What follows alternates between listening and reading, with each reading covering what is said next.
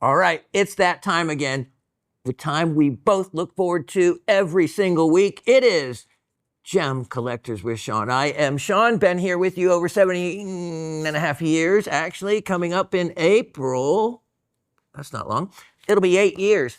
370th show today. 370th show. That's amazing. That's fantastic. Loved every bit of it. Let me think. Okay, so let's get through. I want to cover as much as I can today. I have new, old, and sale items. And you won't believe some of the items and some of the discounts I'm going to put on those sale items. We have a winner on the What Am I? Everyone did really well. Thank you for your participation. It's always, it's one of all of y'all's. I just can't help it. You know, Georgia, not born, but certainly been here in Georgia for 41 years. That's long enough to be converted. Plus, I'm in North Georgia. Big difference between that and South Georgia. Sort of. Okay, so I am at least above the gnat line. And do you know what? An interesting thing, and this is geology related. Georgia is what they call the fall line, okay? And the fall line is actually where the state of Georgia separates from where it was a landmass and where the ocean used to come up to that part of Georgia. Below that part, you can actually, in a place they refer to as like the Little Grand Canyon, it's down near, let's just say roughly Columbus, Georgia, if you're familiar with that area. And you can find fossils there, but it's well inland. And along the fall line, there's a distinct difference in the geology between the type of soil, the type of rock, the red clay. The red clay doesn't start until you get into what was originally the land mass. Now, you won't find fossils basically north of there, and certainly not the kind that you would find associated with an ocean. Now, we do have caves, and of course you can find, more recent type of fossilization from some of the animals and those and whatnot. But yeah, so anyway, interesting thing about Georgia, because many states do not have that division in the middle of the state, where you have distinct difference in the geology and where the sea levels once were,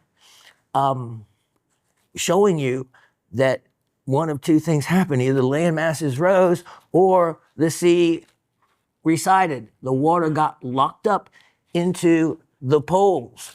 And so that's what happens when you have an ice age. The water gets locked up as ice, draws the water down in the rest of the parts of the world. And it's amazing, though, how quickly ice ages can actually happen. In geologic time, I mean, a blink of an eye is millions of years. Ice ages can occur in tens of thousands of years kind of time frame. It's kind of amazing. When you think the woolly mammoth roamed down through North America not that long ago. So, okay, let's get going. I have a lot I want to do. We start off with Jim in Missouri. Jim's one of our new, and he's actually commenting here, so that's great. He says, "Hi, Shawn, Jim here. We exchanged emails a few weeks ago. As you asked, I'm from Missouri," because I always like to know where someone's from. Geological regions, of course. "I'm glad you mentioned your voice in the last show. I thought it was me. When watching, I was thinking, I never noticed his voice was so high." Yeah, Jim, I'm glad we got that straightened out for you. Thanks again for hosting such a great show. Thank you so much, Jim, for the compliments. Jim from Missouri. Okay, so now, nosy geological Shawn, only for those purposes only. There's a place I noticed called Galena, Missouri. So, okay, are you anywhere near Reynolds County, Missouri? Because that is the big place that we talk about. Also, a lot of people need to know this, because you're doing another one, what's known as the New Madrid Fault Line. St. Louis is certainly familiar with it. It's odd because people don't think of there being a fault line unless you think of mountains, you think of volcanoes, you think of that kind of, you think of Yellowstone, that kind of geologic environment, geysers creating all this action. Doesn't have to be that way. It can be old fault lines that may only trigger once every 10,000 years that the pressure builds up between the plates and finally slippage occurs. So it's old fault lines. We still get earthquakes here in Georgia on a regular basis. There were 1.5s, 2.0s. I've been in one. I felt one tremor many years ago, and it actually woke me up.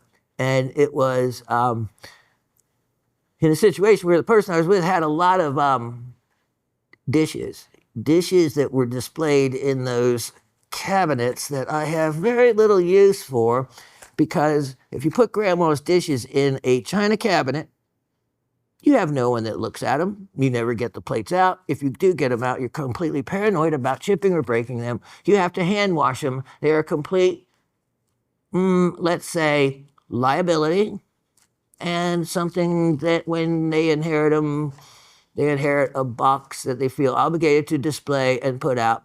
If you just put simply mineral specimens in those cabinets, you would have everybody oohing and on and going, oh, that is beautiful, what is that? And give many people something to talk about, especially if you put the china cabinet in like the dining room. When you sit down at dinner, it's a conversation about rocks and minerals. And that sure beats talking about, can't say talking about grandma is bad, but maybe the dishes. Nothing exciting. There you go. But, this guy, okay, when's your next show? You got to watch Oscar's show. Check the schedules when he appears. You never know. He's like a ghost, but when he does, quite the sense of humor. So he said, you can wind up talking about China. Boy, I tell you what, that's a zinger right there. Yeah. I'm telling you what. Now, especially in my family, that might be a topic of conversation that would be acceptable and reasonable considering my ethnic background. But you would never know it. We'll go into that another day.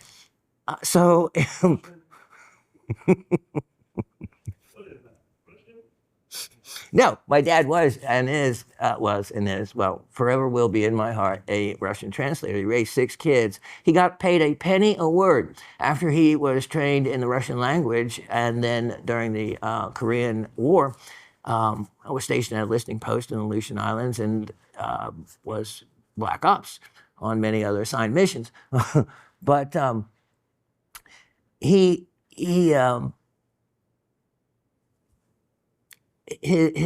so I have that Russian side that feels Russian, and it was once cool.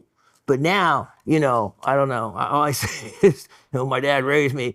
Now, so when he got out of the service, what did you do with the Russian language training and the training he had? Well, with scientific journals think about it, American scientists, to keep up with what the Russians doing, the unclassified material. As my dad said, he thinks he built every dam there is in Russia. So all this unclassified scientific material, my dad was classified as a, scientific Russian translator. And up until he was like 85, was still the country's leading go-to guy if you were having trouble with a word. He had an amazing library, Russian library and all.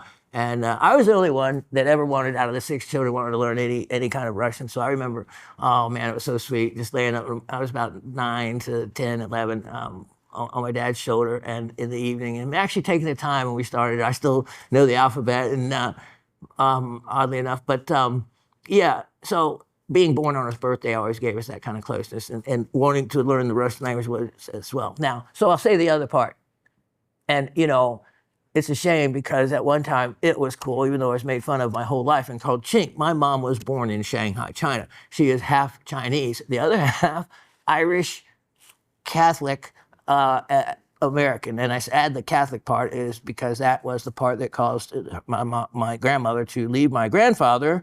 He owned 7 city blocks in Shanghai, extremely wealthy. She came to Kankakee, Illinois, dirt poor. Later, though, the communists took over all my grandfather's wealth, and he was under house arrest for 50 years. So my mom went from extreme wealth, 7 years old, came to this country, couldn't speak a word, and of course, very Chinese. Now, I am a fourth Chinese, but I won't use the derogatory terms that some people have used when they see some of my other family members. Remember, there's 6 of us. It's amazing genetics works. Have you ever remember the genetic chart, the X and Y, how things can work out? Because 3 of the 6 of us, well, someone used the term, looked like we just, got off, yeah. And I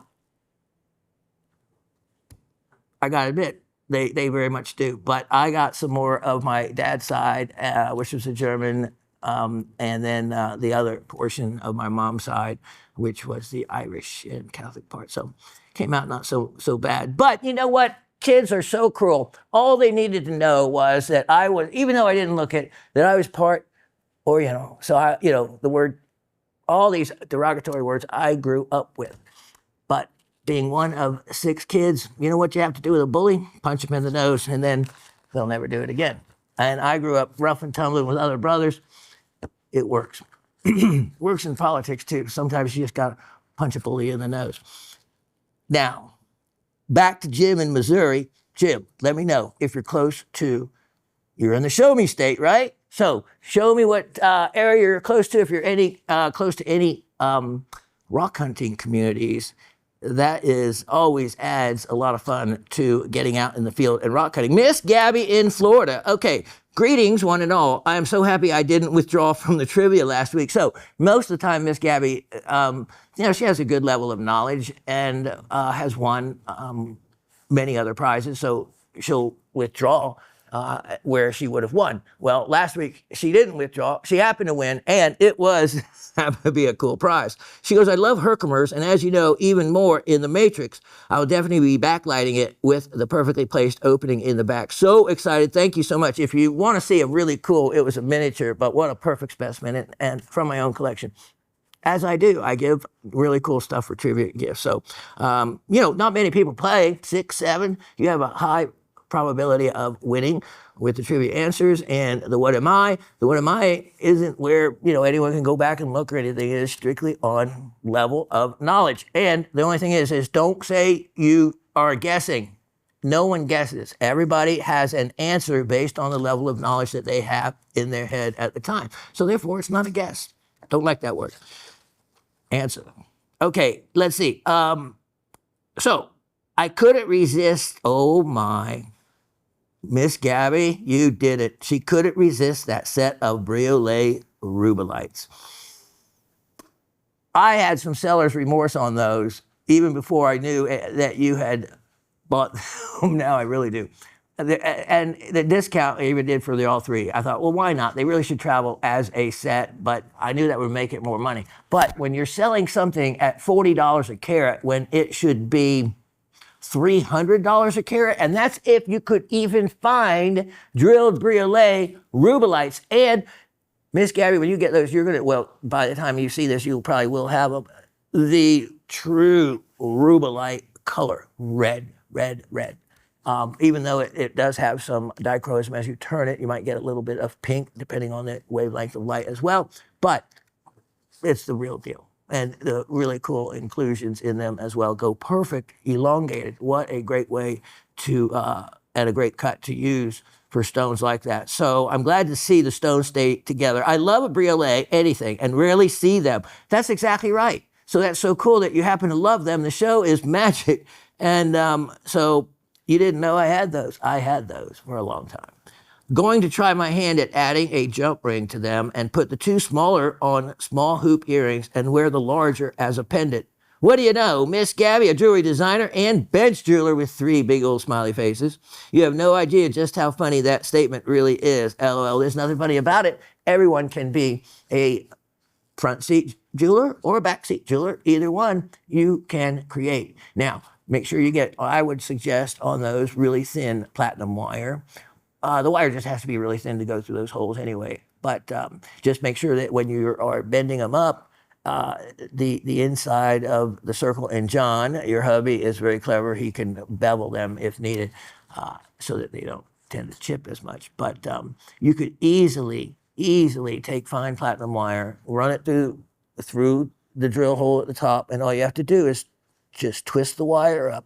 Then with the continued wire, loop it back, make another loop, twist the wire around the extra portion of the wire that you saved, so that you can just loop it around itself, turn it in the direction you want it to face, and there you go. And in platinum, it is easy to do.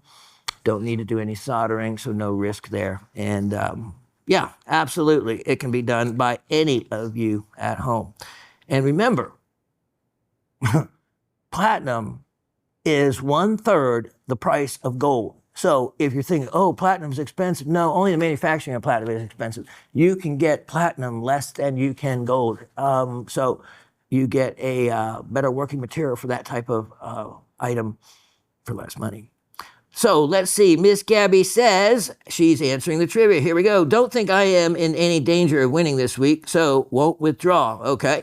Number 1, vanadinite on barite with aragonite. That aragonite part was an extra credit if you got it right. We'll check it out at the end. Number 2, goethite after pyrite. So already knowing that that must be a pseudomorph. And it is, by the way. So well done. We'll see if it's goethite or goethite or something else other than goethite after pyrite. Number 3, she has sapphire. Thought I saw a bicolor nature to the stone that reminded me of the Australian material. Great answer. Number 4, since most all etched minerals I see are beryl, going with that. Looked colorless on my screen too. Thought about quartz, but going with the first thought, which was beryl. All right. And it is actually a pinkish color tone, which would definitely then give you the correct answer of it being a beryl. We'll see if we can't bring that out to you when I show it to you again. Number 5, she has is a group of triplite. Number 6, emerald. Number 7, mica schist. Did I see what could be garnet crystals from the mine in your backyard? Yes. And number 8, andradite, iridescent Japanese garnet. Sincerely, Miss Gabby. Wow, okay. Sounds like some good answers there. Mr. Anthony in Massachusetts, another very informative show. I'm a big fan of related quartz, so I guess I'm getting my money's worth here. Scored the rutilated star quartz with hematite. Anthony, you know you got your money's worth on that bad boy. When you go and look at how much those are going for, and a lot. And that one, like I said, is a cluster of flowers. And I have enjoyed it. It was a great piece, so I'm glad to know who got it. And the super clean aqua. That was a super clean aqua. All you need to do is probably just thicken the girdles up a little bit. I'd clean the girdles up a little bit, make them a little thicker, be a little safer. Bit of trouble with a few of these in the What Am I trivia. He has wolfenite for the first one. Number 2, azurite after malachite. So definitely recognizing it as a pseudomorph. That's a fantastic start to the answer. Number 3, sphene. Number 4, remember number 3, sphene, that's the one that so far has looked like a sapphire. Number 4, barite, that's the etched looking, morganite looking piece. Number 5, triplite. Number 6, emerald. Number 7, muscovite mica. Number 8, andradite garnet, Coast Mine, Japan. Okay, so since muscovite mica, that would be correct. That'd be the type of mica. The real thing I was looking for, but I am crediting muscovite mica as the correct answer. I was really looking for a garnet mica schist. So that is really technically a schist instead of just sheets of muscovite. And with the garnet in there, it would help you tell you that. And the garnets were kind of obvious. And yes, it comes from my backyard. We actually have 2 mines. Raven had to have her own, which we actually do have 2 deposits on the yard. So luckily, or we'd be fighting over the one. And it has produced, and I brought in here huge plates of material just like that with amazing, they're oxidized, but you can still see a dodecahedron type formation to them. And with light, you can even see the reddish tone colors in them.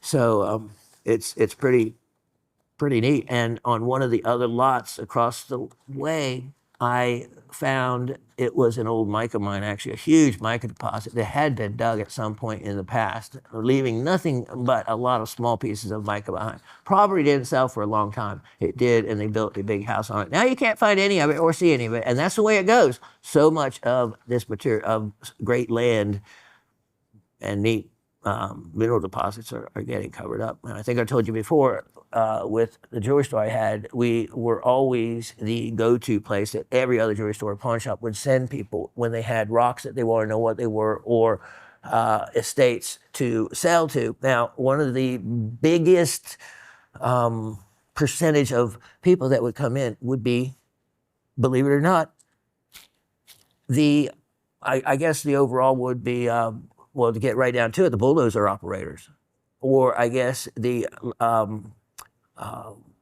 graders, the people that first come in and grade a property. Now, the bulldozer guys, they've been doing it for any length of time. They know when they hit something different and look, and there is not just usual quartz or something they're used to seeing, and it looks different, they know that it's something special. And I have seen those something specials, and there was one in West Georgia out, the closest I could get to him, he said it was just, between where I am now and Chamblee, which is, like Atlanta, and the Alabama line. That's the closest he'd tell me. He wouldn't give me any idea of where he was working, but he brought in, it must have been about a 10 or 15 pound piece of quartz with incredible shoral crystals. The nicest, finest piece I've ever seen in the state of Georgia. And I could not get from him. He did say, though, that there was only a matter of a couple of days before they were going to be grading the lot flat and then pouring a slab over it. So I imagine he got out whatever he could himself, and that deposit's never to be seen again. And that's, to people like me, that's heartbreaking.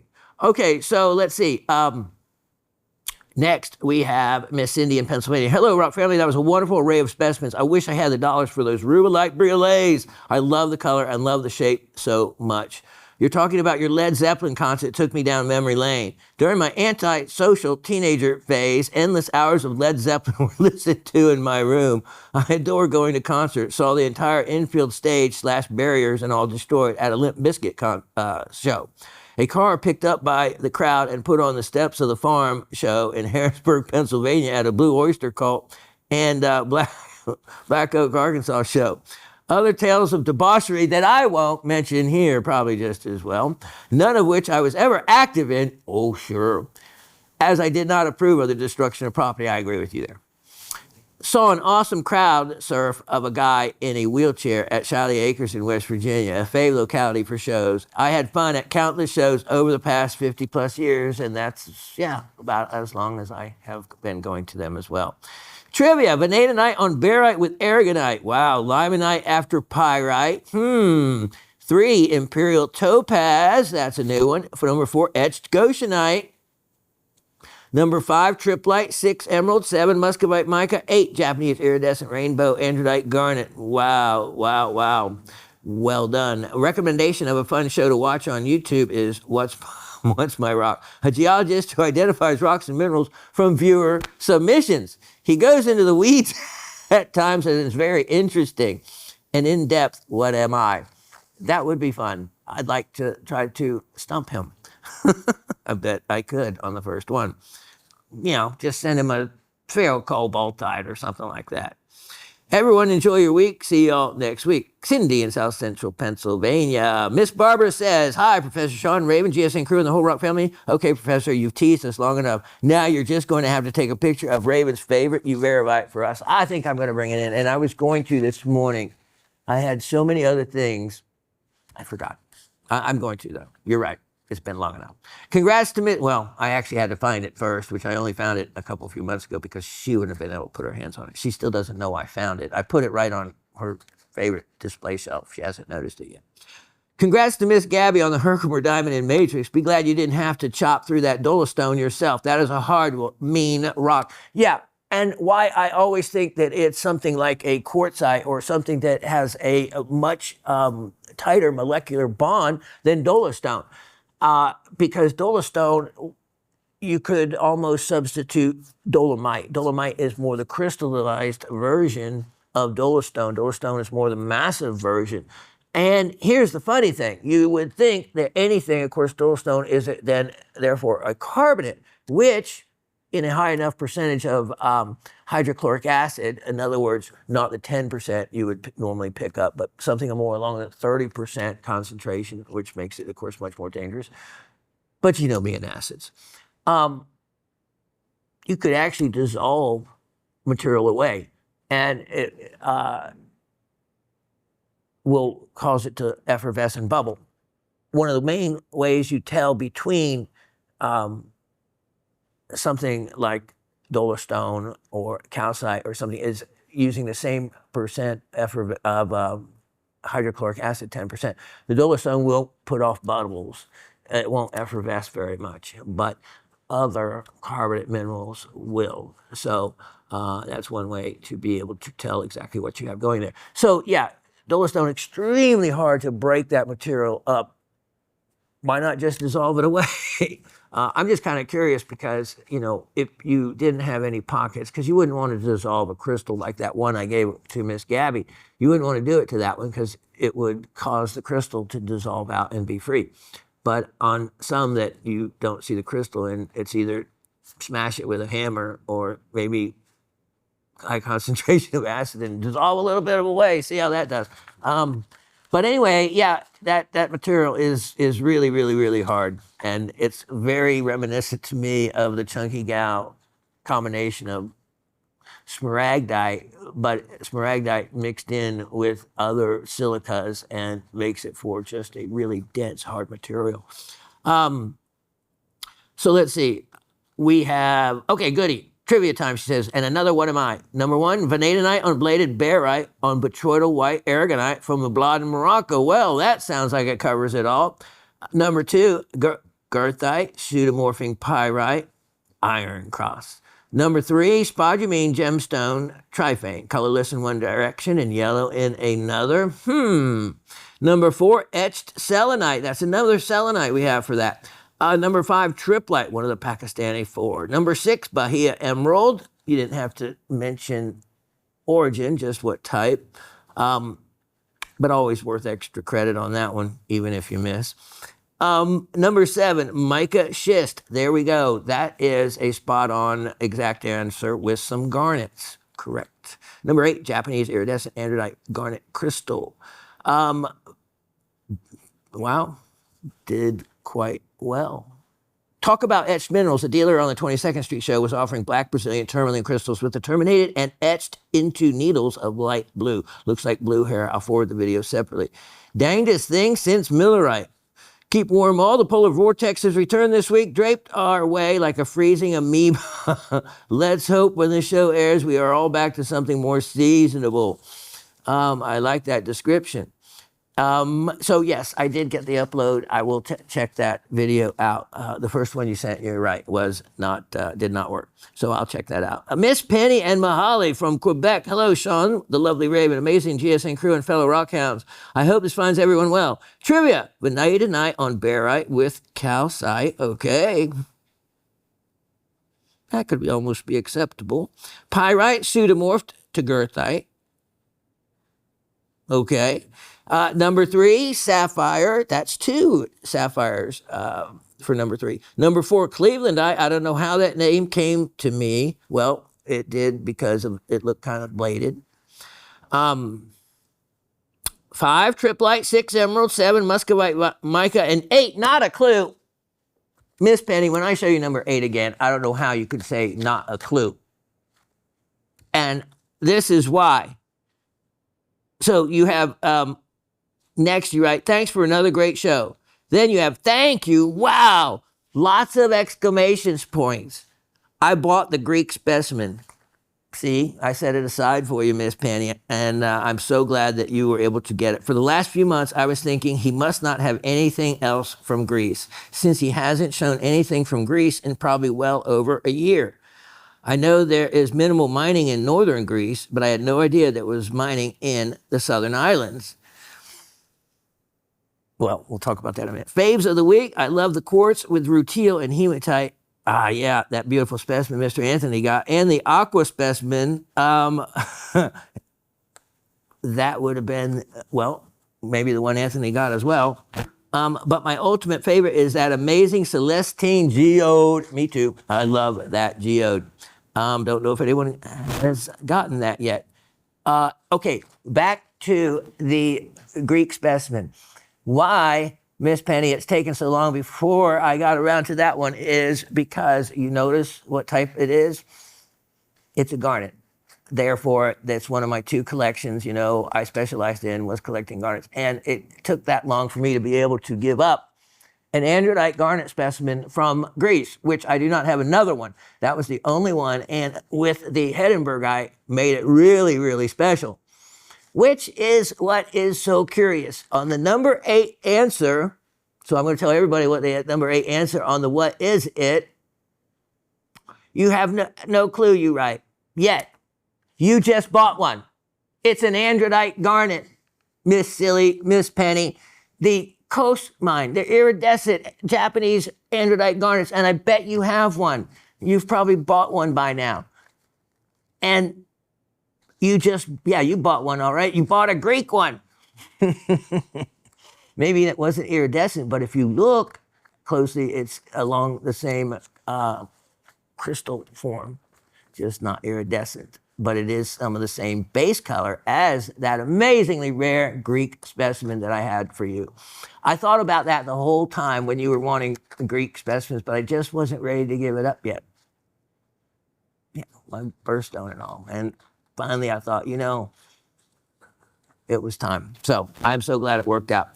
Then Miss Penny goes on to say, we did get 13 inches of snow on last Thursday. It kept snowing lightly until Sunday when we got another snowstorm of 17 inches and subsequent snow day on Monday. And it's still in the negative teens Celsius. Then I saw the devastating floods in Kentucky. That one really caught me off guard too, Miss Penny. I had no idea that floods like that took so many lives. That was heartbreaking. I think I prefer the snow, all 33 inches total of it. Small sidewalks are impassable. They have started removing the snow on one side of larger streets, and this operation is to continue until at least Sunday when another 3 inches of snow are expected. People were cross-country skiing on the sidewalks to get around. They probably used snowshoes as well, even though I didn't see any. That's all it for now. We wish everyone a wonderful week and hope to see you next week. Penny and Mahali in Quebec. You know what? I was just excited because on my way, the entire way, drive in over an hour this morning, it flurried. And if you're going fast enough down the highway, I was doing about 70, and it looked like a blizzard, a Georgia southern blizzard, that is, with the snow flurries coming at you really fast. It made it more than it was, which was pretty cool though, because now that's the second time I've seen snow this season so far. Last year, I didn't see a single flake. So we like snow. We get a little carried away. 33 inches. I could see where you'd be tired of that. Miss Karen touching base. Remember Miss Karen in Texas? Good day, Shawn. Asif, Latif, Chuck, and fellow rock collectors, hope all is well. We have another cold spell here, but fortunately, we aren't expecting sleet this time. Miss Karen also sent me a note. She said that I could edit or delete out any parts of her message to make it shorter. I've never done that before, so I won't either this time. Earlier this week, we had only one day fit for cleaning rocks. I'm a little behind on this task, and I have a picture I'm going to show because listen to the challenge. I'm a little behind on this task, only 140 pounds worth from my last trip, LOL, which brings me to my next subject, dare to share. I would like to send a dirt box your way as a gift. Now, before you say, and all this that you just wrote, you don't have to say because yes, you can send me rocks. There's Mr. Chuck coming in the house. Come on, you just have to find your seat. There it is back there. You won't be on camera if you grab it. So Miss Karen goes on to say, I would like to send a dirt box your way as a gift. Now, before you say thank you for your offer, but I'm not at liberty to accept, this would be considered a conflict of interest. I have the perfect answer for this company policy. Oh, but But the gift is a bonus to support Shawn's GoFundMe page. Just kidding. Yeah, I joked last week from a T. I need to set up one of those GoFundMe pages, yeah? Send me rocks, you know. I'm like a Charlie Brown. I appreciate him. Well, I don't know if Charlie Brown appreciated him, but I would have been appreciative of any rock anyone wanted to give me instead of candy. You know what? It's probably candy, me eating the candy, this, or was it eating the rocks thinking it was candy, and I lost my teeth that way? Didn't think of it that way. Okay, we're gonna pull that picture up in a minute because everybody's gonna play this game in a minute. She goes on to say, however, a more appropriate reply would be to support the channel. Findings could be used as a prize for winners of trivia questions. Wink, wink. Yeah, findings. What? Gold findings? Expensive. Is help with shipping details to make sure the package is delivered to you. I dare for approval so I can share. You don't have to dare. People send me rocks. Been sending them to me for years. Gem shopping is fine. You know, any rock I've received that isn't faceted, worth lots of money, that the way I get the rocks in, it's usually pretty obvious. It's not big value. But you never know, because the way you are sharing these rocks, I don't know what's underneath. As mentioned, it's a dirt box, which entails cleaning and multiple steps of repeat cleaning for proper display. Some clusters have mud caked like concrete. I'm sure you'll find enjoyment as each cleaning step reveals a little more of the beauty and possibilities within these specimens. One, two, a few, or a bunch just might roll off the cleaning table straight into your pocket. Oops, the gift of being the rock cleaner. Indeed. I've attached a picture which will provide a clue as to what am I. Name 2 minerals that may be included. Now, I didn't know if that was like included as in inclusions, that may be inclusions, or that may be included in the cluster. So we'll look at that in a minute. 2 can play this game, right? Absolutely. I am all up for the challenge. All kidding aside, I so enjoy watching your videos. My worries disappear, and I find myself smiling and chuckling throughout your show. I especially get tickled listening to your stories. The Raven ones top the charts. Thank you for being you. And I am. And everything you get is the real deal. All the stories will always sound the same because I never make them up. They're all real life events that have happened to me, good, bad, and indifferent.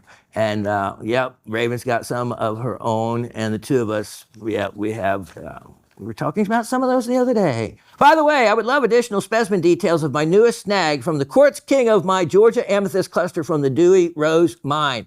Oh, wait, I'll tell you. Yes, I got it, and I am super excited. I can't think of a better piece for my first amethyst from Georgia. Someone else snagged those rubelites. Congrats to the lucky person. Those took my breath away. Miss Gabby got those.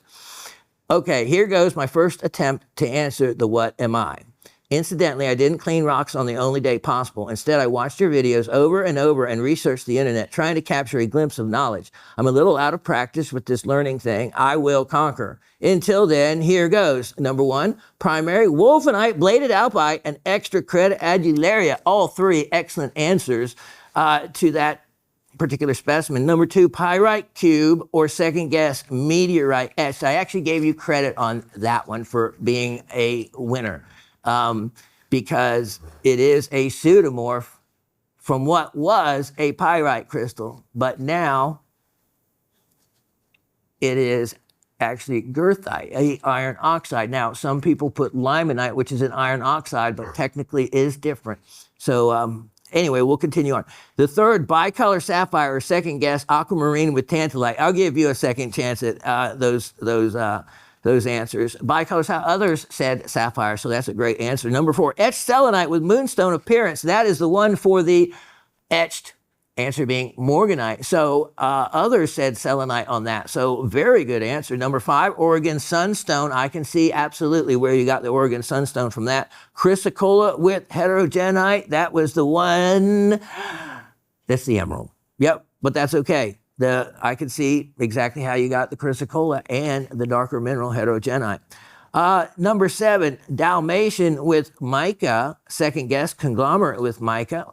Conglomerate with mica basically means a mica schist. And in this case with garnets, we'll show you that. Number 8, andradite. Excellent answer, andradite. So doing real well there, I would have to say, Miss Karen, for your first shot at the what am I. So you did really well. Now, you'll find out how many you get right. And that's why I do it this way, so that no one feels, because unless you remember what everyone says, or you can go back and listen to what everyone says, only you really know how many you get right or wrong, unless everyone remembers what I said for everyone. So I don't want anyone to feel like they're ever shamed in their answers or anything like that. So I'll give everyone the answers all at the same time, and then I'll announce the person with the biggest correct ones. And here you go. Here's where you went wrong. And most above are guesses, but I did try to find the answer. I needed to provide something in order to advance my knowledge base. You did not guess a single one of those, Miss Karen. You answered them all. You answered them based on the level of knowledge that you had, and even the research, which you can do on the what am I's. You can do the research on those. So you did not guess on a single one.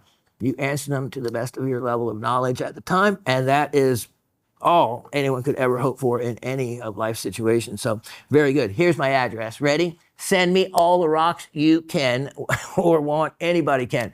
And ones that are overflows, or I have others, like one time someone sent me a bunch of different fossils, I send them on to schools as part of their permanent study collection. Like if I have some items, like Chuck's son, Corduroy, I'll give him some to give to his school to use in their science department and as part of their permanent study collection and those kind of things. So they are always put to good use, no matter what. So send them just to my name, Shawn. And by the way, anyone can, let me say it while I have the word Shawn right here, Shawn at gems.com. That's all you ever have to remember to be able to get the comments, to be able to participate in what we're doing right now. Shawn at gems.com. Okay, now to send stuff to me, just send it to Shawn, care of Gem Collectors.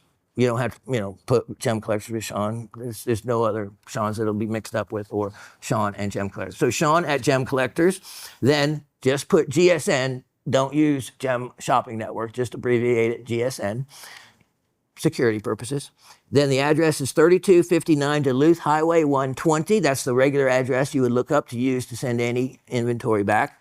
So 3259 Duluth Highway 120, Duluth, Georgia. That's D-U-L-U-T-H, Georgia 30096. The phone number is on the screen, and that's the one you would use to put in. Now, okay, so let's see.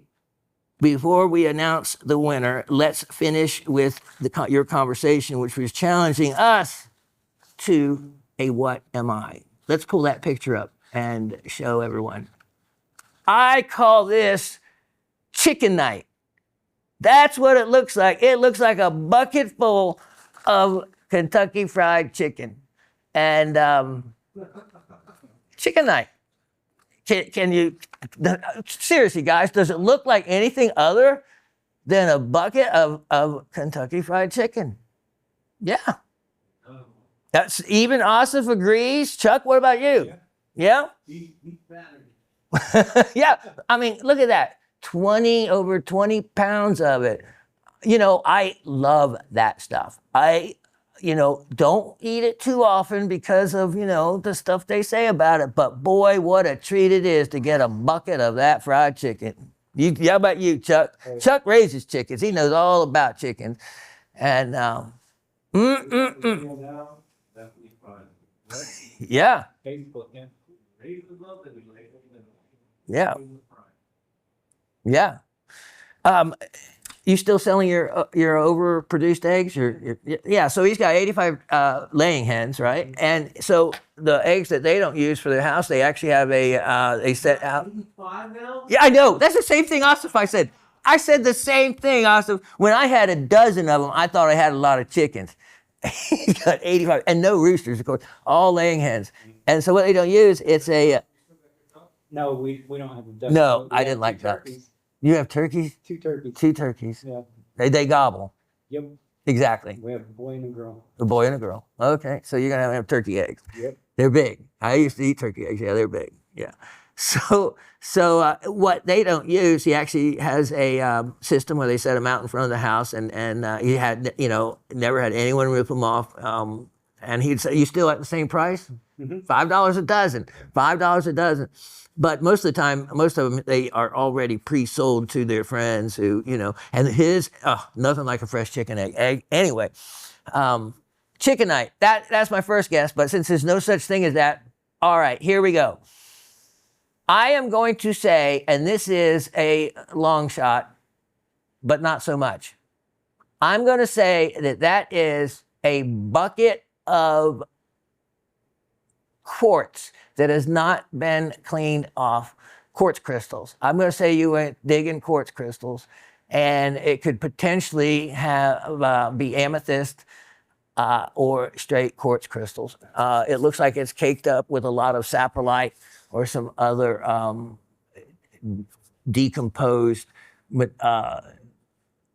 rock, matrix, mud, whatever it is that is caked deep in them. Now, depending on what it is, I do have methods for removing it. Everything from removing the oxidation using oxalic acid to a good old pressure washer, depending on how stout the crystal clusters are. But I also have ultrasonics and great methods. So that's what I'm going to go with.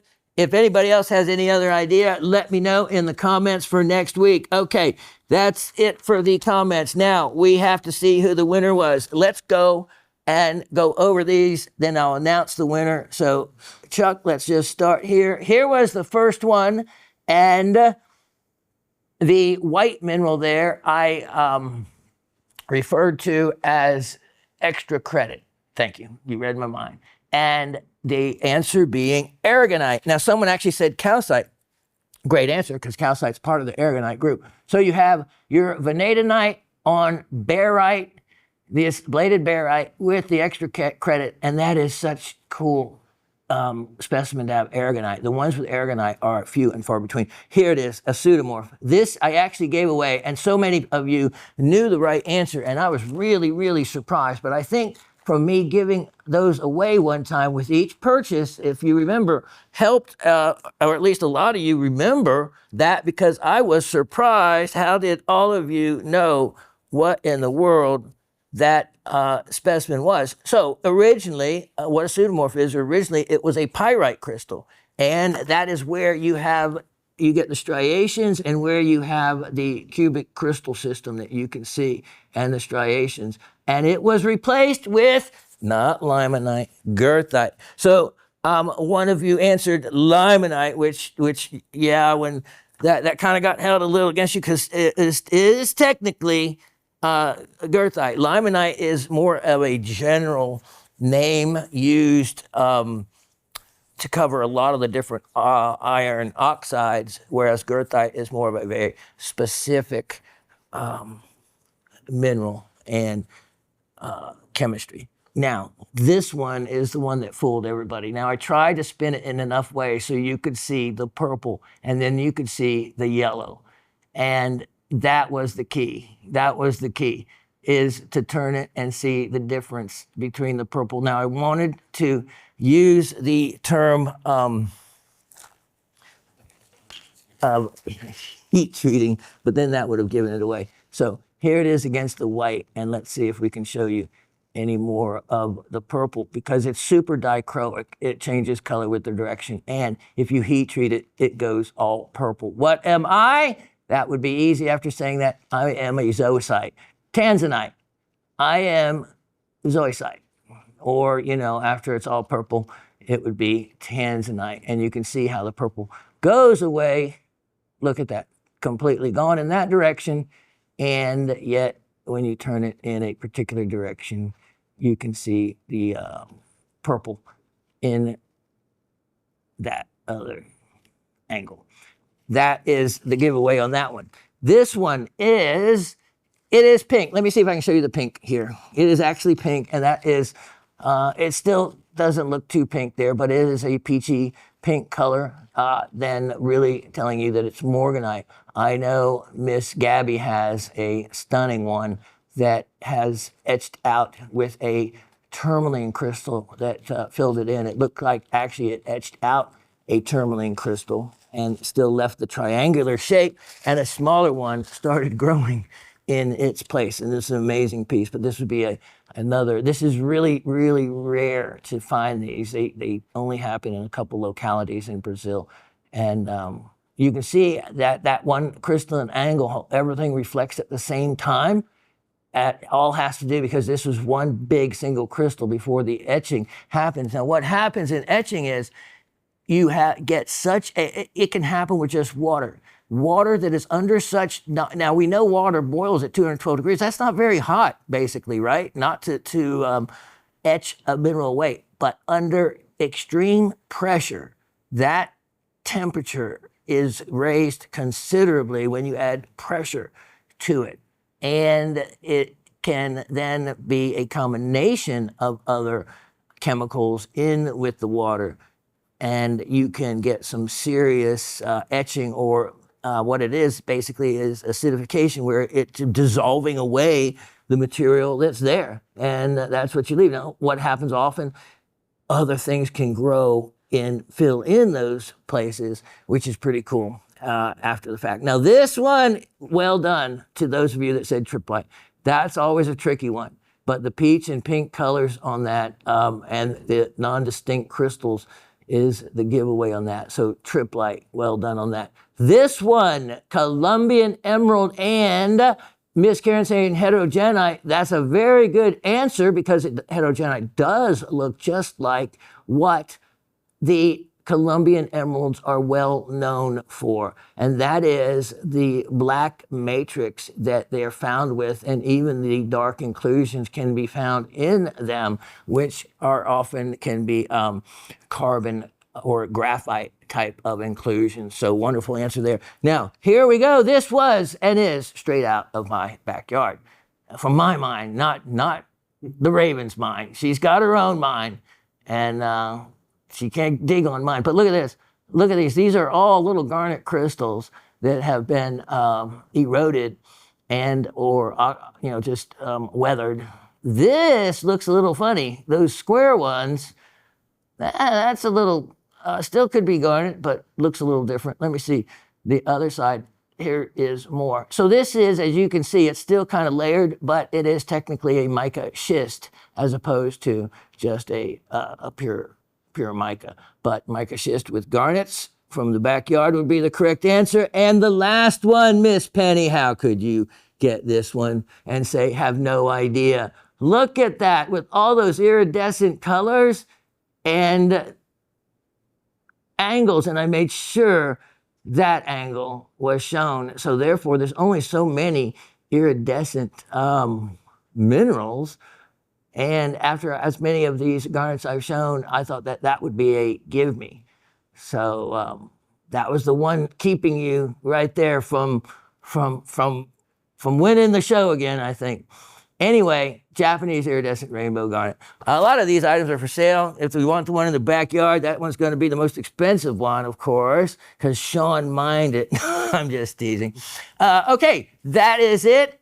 That brings the winner being, as we spin this around, and I tally up. Oh my, yep, she's done it. She has done it. Let me get the prize. Where is the prize? Okay, well, I'm just going to show it right here, and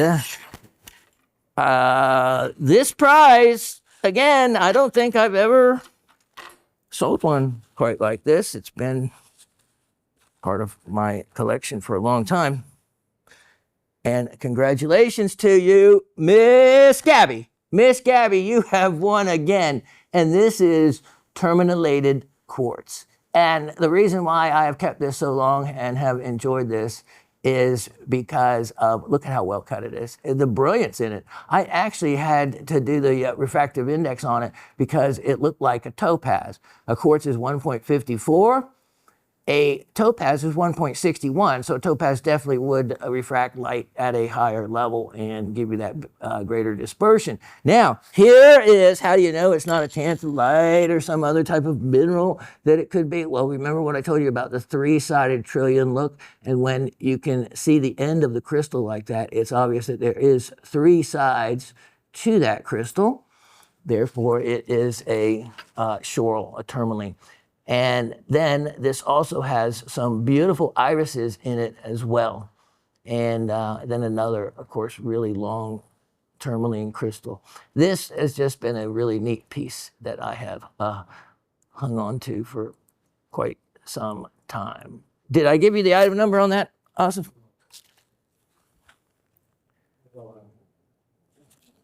It was 1251 725.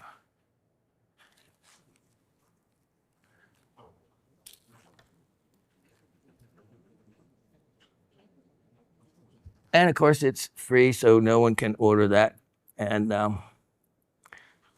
don't even try. The Christie Keeper will shut you down. Okay, congratulations, Miss Gabby. Well played indeed. All right, let me put that away, and we'll be back with the star of the show. Wow. Yep. You know I've been holding out on you if I can all of a sudden come up with my favorite type of dragon. And if you say favorite type of dragon, well, yes, notice this is the original dragon. A dragon didn't have wings. The wings were added in the medieval version of a dragon, came later on. But your Asian dragon, your original dragon, no, it was a wingless dragon, and it was considered the protectorate of the royalty. It was not some evil fire-breathing thing that was later added to more mythology and medieval Europe than it was in the Asian cultures. Now, this is, if you notice, it is Sugilite. And Sugilite is the proper pronunciation. The whole industry still is stuck on the soft G, Sugilite. But Kenichi Sugi in 1945 in Japan was the first person to discover it, and the word Sugilite has to be one of the biggest mispronounced gemstone names that there is. So I started calling it the right name a long time ago, and I don't know, I think I'm going to take some credit as to it catching on, because I see even in Mindat they had added a paragraph addressing the mispronunciation of the name. So if you really want to sound like you know what you're talking about, say Sugilite, and if you're challenged, you can just easily pull up the information in mindat.org and point out that they are the ones wrong. All right, let's go forward with this. This piece, you can see, is carved with the what is often called the pearl. The incredible pearl, you see it is being held in the hand. It stands for wisdom, power, and the spiritual energy. Now, a dragon often stands for prosperity, good luck, and is also a rain deity. And this is an amazing piece. Now, I have to admit, I enjoyed it through the year 2024, and this baby goes back to, remember how I started the show, how I segue into information here about my ethnic background, my mom having been born in China, and a lot of great other stories I could tell you in regards to those years and the knowledge she passed on to me, and the objects of art that were each given to each of us children from her. Mine was a Blanc de Chine porcelain of Kuan Yin. So when I show a Kuan Yin, I might know just a wee little something about it that others may not, just as in this dragon. The dragon, the year 2024, was the year of the dragon. So being 2025, I could easily wait around until the next year of the dragon, but I thought, no, I will go ahead and pass this amazing, incredible work of art on. The lucky colors are gold and green, gold, silver, and purple, and purple. And this has a couple of those colors. The main one, of course, being purple, and probably overall the favorite color of most of the population, if you ask, is purple. Let me show you. This has really a lot of detail. It is carved from one piece of sugilite from the really the only place to find it in the Wessels mine in South Africa. You can see this is the real, what is considered gel. Now, when you have some of this other material and colors in here, you can get into richterite, which is another mineral associated with it, and you could get into some of the manganese ores, which can be some of the darker black material, because it is found in what is known as the manganese, the Kalahari manganese belt. And this is phenomenal. The way they have carved it and planned the colors to where the pearl is, you can see where the purple in the piece of rough ran. And so the carver intentionally leaving and carving it so the pearl would be in the sugilite as well. Look at the face, the eyes. This material, very difficult to work with. And then you see even things like the color delineation here, very intentionally carved. You see some silica. You have what is this sugilite is such a rare material. Prices have gone crazy over the years. Now, let me backlight this a little bit so you can actually see some of the purple gel, the color referred to that is the most valuable. And go ahead, and if you kill that kicker for a moment, I promise I won't leave you in the dark. There we go. That's exactly what I wanted to show. Look at that. That is why it is called purple gel. When you have sugilite that is not opaque, which most of it in the lower qualities is, look at that. The color, the light passing through the entire portion of purple. Look at that, the pearl. Look at that. Look at even the light all the way down here illuminating the body without even having to bring the light down. But here, in bringing the light down, look at that. And that is why I'm seeing this on the big screen. It's so beautiful. Gel is a perfect word to use for it. Look at that. Look at that.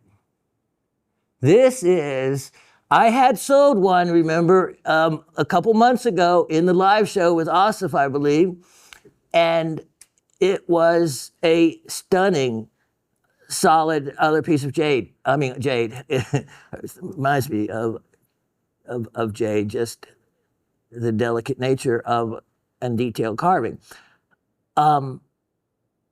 It was all sugilite with a sugilite base. Now, what's neat about this is on a nice wooden base, but it spins on it and it can be removed or taken off. So it can be packed or remounted into something else if you wanted to use a different base. It would be easy. Just drill a hole in a slab of any kind of other gemstone material you might have. Look at this. Look at the detail. These pieces go for a fortune. Let's just leave it. They do. There is nothing shy about the amount of money they ask for carvings like this in Sugilite. I mean, it's the material. It's not so much the carving, it's the material. But it's the difficulty in carving the material that adds to it, because you can have whoops and, anything can go wrong with carving something three-dimensional like that. So you can see how the dragon's tail, when you look at it, wraps all the way around. Look at, there's another of the dragon's foot. And there is the other one. So let's see, sitting on, and then, yep, as you see the tail as it curves all the way back around. This is a phenomenal, phenomenal, rare work of art. And I have enjoyed it for a long, long time. It's old stock, and it is a world-class piece. So I'm offering it, though, for a fraction of what it would actually sell for. If you want something that you're not going to find in any other market overall, and if you did, you're certainly not going to find it at the opportunity I'm offering on this one. You know, it would only be fitting to make sure that the number I offer this for is an auspicious number. And to get to that auspicious number that I want to use, I have to make it less than what I had wanted to sell it for and what it should really be sold for. So let's just get the number out there, cover the bases, and give everyone a really good deal. Let's make this only $788. Only $788 on that. And wow, you can see my hand, you can see the size of it. This is a world-class carving. A very special piece indeed. Take advantage of it. There's not another one like it. Nope. Okay, now let's get going. Item number 1, 2, 3, 25, 24. 1, 2, 3, 25, 24. And let's show you another really attractive item that, well, it goes along with my birthstone and is just stunning to look at. Take a look at this. Look at that. And boy, it sits up on its own. Let me put that there and let me turn the spinner on. Let me reach over here. There we go. And that way you can see it for all of its glory. And while you're looking at that for a moment, I am going to do the right thing and put this incredible carving up safely. Okay, now, the neat thing about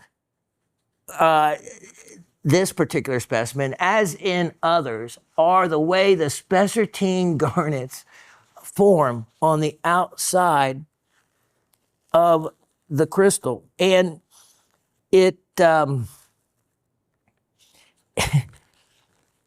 of them are completely covered. It reminds me of the kudzu in Georgia or in the South. If you've ever seen kudzu, it is you stand still near a vine of it and you will be covered up in it in no time. I'm telling you what, it will. It's when Raven first saw it down here, she couldn't believe it. Fence lines, telephone poles, houses, buses. She saw a bus. She said it goes the shape of a bus, but she couldn't see it. No. And that's what I think of when I look at spessartine garnets. It reminds me of kudzu. And given time, the crystals would have completely grown up and covered this guy. Look at this. Look at these, how beautiful these are. And look at the size of them. And here's the neat thing. Look at that, the interior ones. Yeah, those are what is so cool. Look at that crystal on the inside. So hold on one second. Let me just backlight this a little bit. Let me turn the spinner off. Here we go. Let me show you. look at that. Isn't that neat? And there's not one or two, there's a bunch of them. Look at that. That is so cool. And, you know, it's cool to have a quartz crystal inside of a quartz crystal, but I think it's way more cool to have a spessartine garnet inside of a quartz crystal. So this is a really beautiful collector specimen on feldspar from the classic Wushan mine where all these come from. So you can see the size of it. It makes for a really, really attractive display item. And I have a really good opportunity on this. Really good opportunity, actually. When you see what something like these go for, you know what? Here we go. $88. Yeah, $88. That is a phenomenal opportunity. Phenomenal. Only $88 on that. Okay, now, next, let's look at item number 1209224. 1209224. Let me bring this in here. There's another really good way to look at it right there. Look at that. Look at that. That is, look at the perfect termination of the quartz. There's no chipping, and that's what the real collectors really look for is anything even minor like that. You know, that would be a good one to backlight and look for any kind of anhydrous. I did not check it for that. All right, here, for you opal lovers, I have something for you that is going to be a wonderful addition to your collection without breaking the piggy bank. Look at it. Look at that. Look at that. Macesso opal. Macesso opal was the first opal that was found in Ethiopia. And oddly enough, I saw a movie for the first time, and many of you others will probably have already seen it, but it was called Uncut Gems, I think. Uncut Gem, yeah. And it has Adam Sandler in it. I'm normally not a big Adam Sandler fan, but in this role that he played as a New York Jewish jewelry merchant, he was really played a good role in. The reason I say this is because they start off at the Wellow mine. What Hollywood's version of the Wellow mine looks like. And yeah, don't get the wrong impression. It does not look anything like they make it out to look like. It is nothing near as big of an operation like that. And the big, I'm not going to spoil it or whatever that's called, being a spoiler alert. Not going to do that for you. So, but what I can say is the size opal that they and they use and talk about, and it being a Wellow Ethiopian opal, is, you know, maybe the size of your outstretched palm of your hand. And they had like ground into it in a couple places to expose the opal. In my best determination, it's a genuine piece of opal they used. And I say that because in my live show years ago, I sold pieces of Ethiopian opal that were they were that long and that large, they just weren't quite as wide. Large pieces that were nothing but crystal, incredible, bright, beautiful, fiery opal. And they didn't have the matrix all over it like you saw the specimen in that piece. Now, that piece, he wanted to value it at $1 million. So let me just say this, nowhere near is it worth that in any market. Also, the ones I had were stunning, absolutely stunning, and they were five figures. They were $10,000 to $20,000 opal pieces, but relative to this show, they would have been, $10 million. But Ethiopian Wellow Opal does come in very large size pieces, unlike Australian opal, especially Lightning Ridge material, which I've been down in the mines in Lightning Ridge. I've run the Lightning Ridge equipment. I'm quite familiar with that material. So, nevertheless, it was a very interesting movie to watch. So if you like to watch any movies that catch your attention that have gems in them or anything like I do, that one, and it was come out some time ago. It's not like it's a new movie, so it was free, which is the first thing I require to watch a movie is for it to be free. Heck yeah. Exactly. Who would pay for a movie these days? Exactly. That's what Chuck says. So anyway, here we go. Here's a Maseso opal. So the 1990s was the first time opal was discovered in Ethiopia, and it was on this dark base that you see. Most of it you saw, as you see in this one, was crazed or not cuttable material. Has some beautiful coloring, but you would have those kind of dry lines because opal has a high percentage of water. And the Wellow opal, yes, it is hydrophane, absorbs and dissipates. The Maseso, not so much. It just went straight to crazy. Unlike the Wellow, which absorbs water and dissipates without, or absorbs water and then, I guess dissipate, it dries out, and does it without creating crazing effect. Not so with the original material. So this is just a nice specimen, and if someone wants to add to their collection with all that knowledge for only, how about this, $16, you can do so. Yep, only $16 for that guy. What a deal. Okay, next I have item number 1234324. 1234324. And let's see here. What have I done? You have it? Okay. I will show that to you, and there we go. As I talk about this piece, this is another treasure. And if you've followed or listened to me any length of time, you know what my favorite totem animal is. Let me give this info. While you're still looking at the opal, you can read, here we go, about it. It is 210 carat, Bahia, Brazil. So we already know Bahia because we talked about that a little bit ago as an area of Brazil where a lot of the emeralds are produced.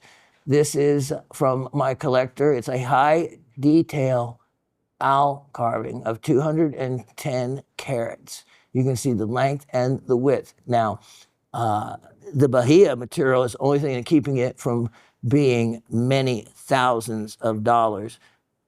It's a wonderful high detail, and that's makes a big difference, not only because it takes more time, but there's a greater chance of chipping, breakage, all kinds of things can go wrong the more you put into it by way of time. Let's take a look at this in detail. Look at this. Now, of course, greens never come out well, as you've probably heard if you watched any kind of shows, but we'll try as best we can because Chuck is sitting there. He sees what the real color looks like. This is a stunning, beautiful, large owl. You can see it compared to my hand. And there's areas of it that will really give you an idea of just the kind of color and clarity it is. You have, these beautiful, beautiful greens like that area, where a lot more of it is in that color range. It's just difficult to pull the greens out. Now, let me again show you like I did in the other carving to really bring out and show you, and go ahead and kill the kicker again.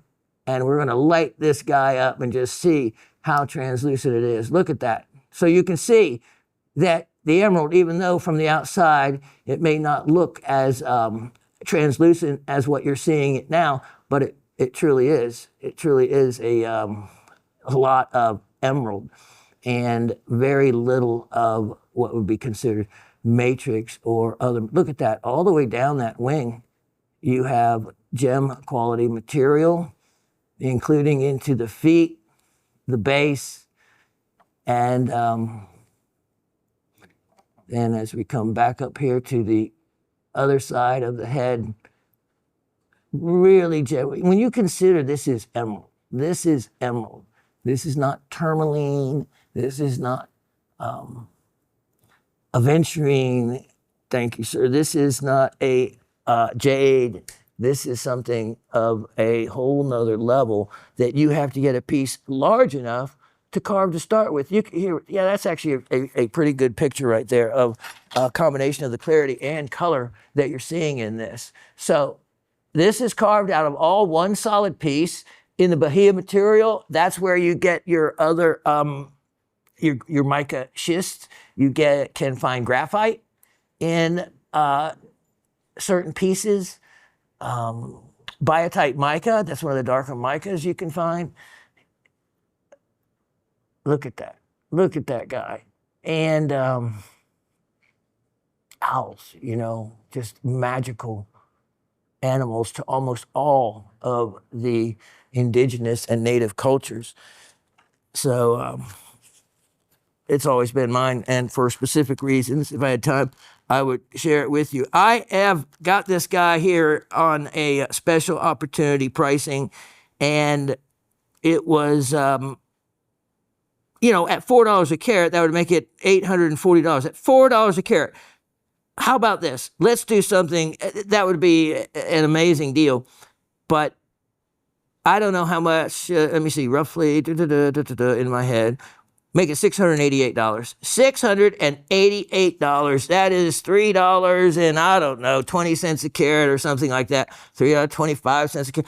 Very inexpensive for what it is. If you want a one-of-a-kind, special piece, or if you want to give an amazing gift to someone else that, you know, collects owls, loves owls, birthstone is May.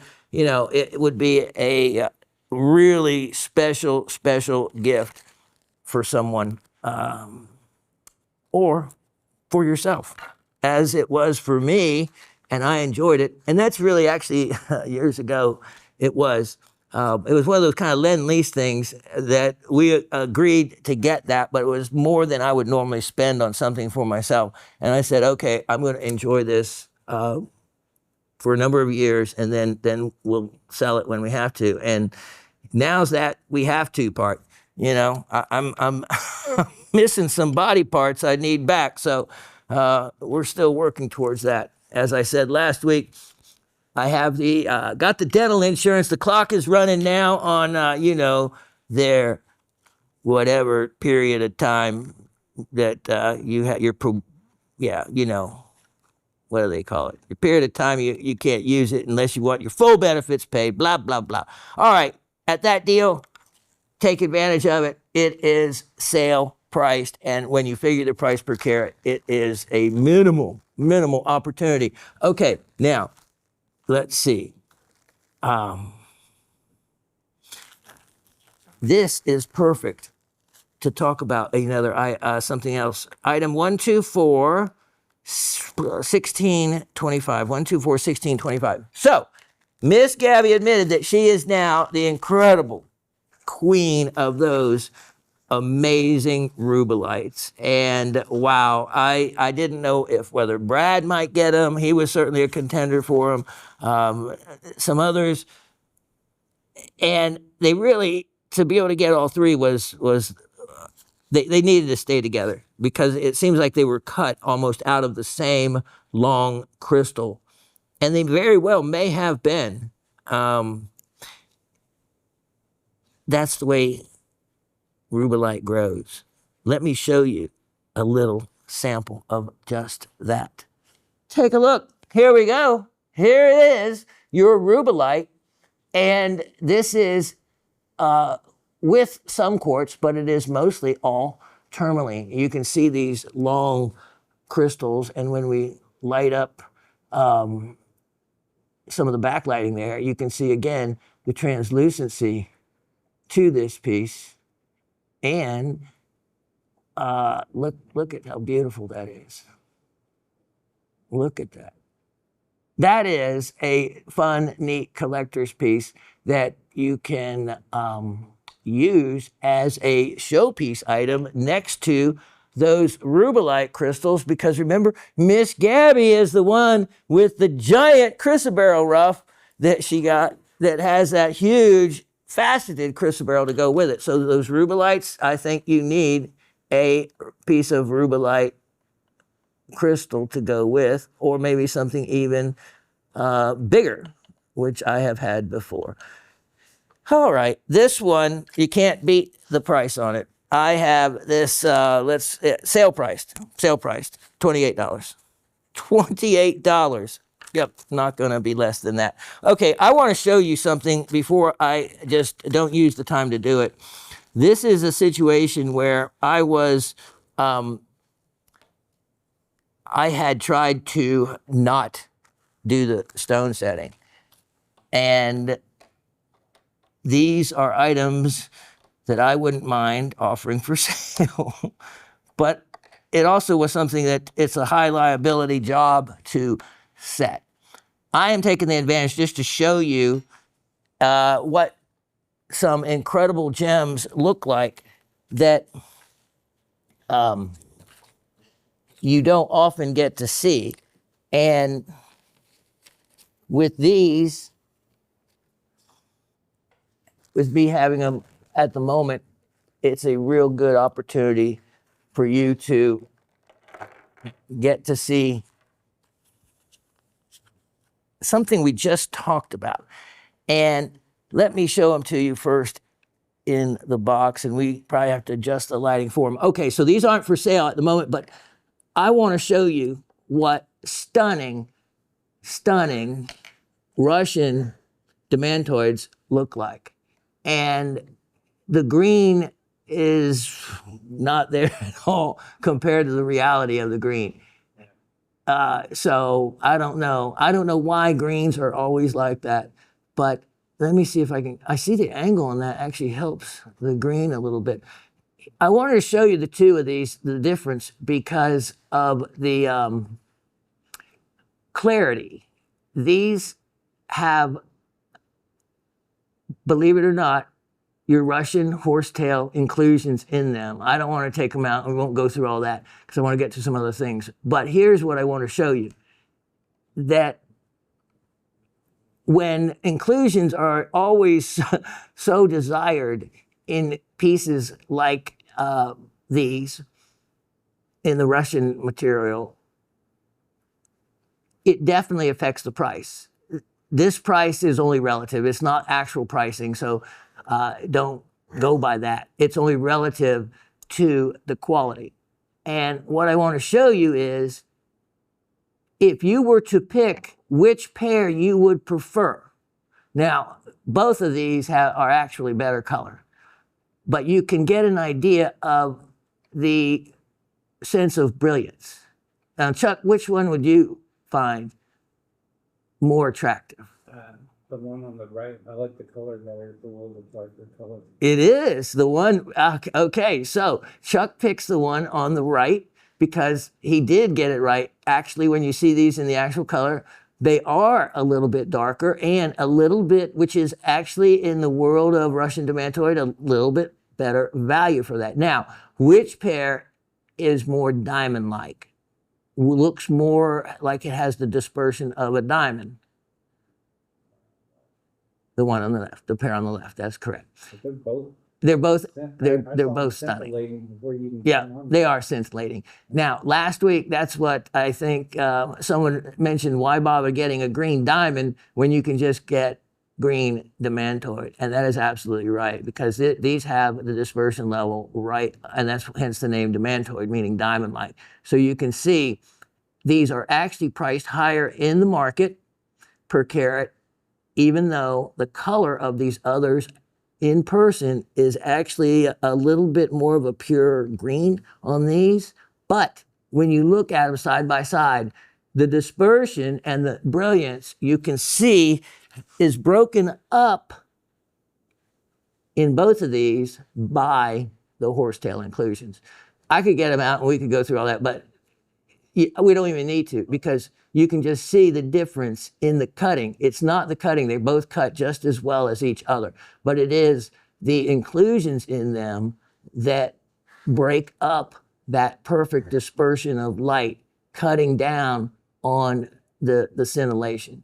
But again, that's a minor detail because either pair are stunning and gorgeous. And there is certainly I personally also like to see the inclusions because remember going back way when I was a little boy and got the magazine every month, and my older brothers, of course, being teens, my magazine had a centerfold, a 3-page fold-out centerfold. Yes, it did.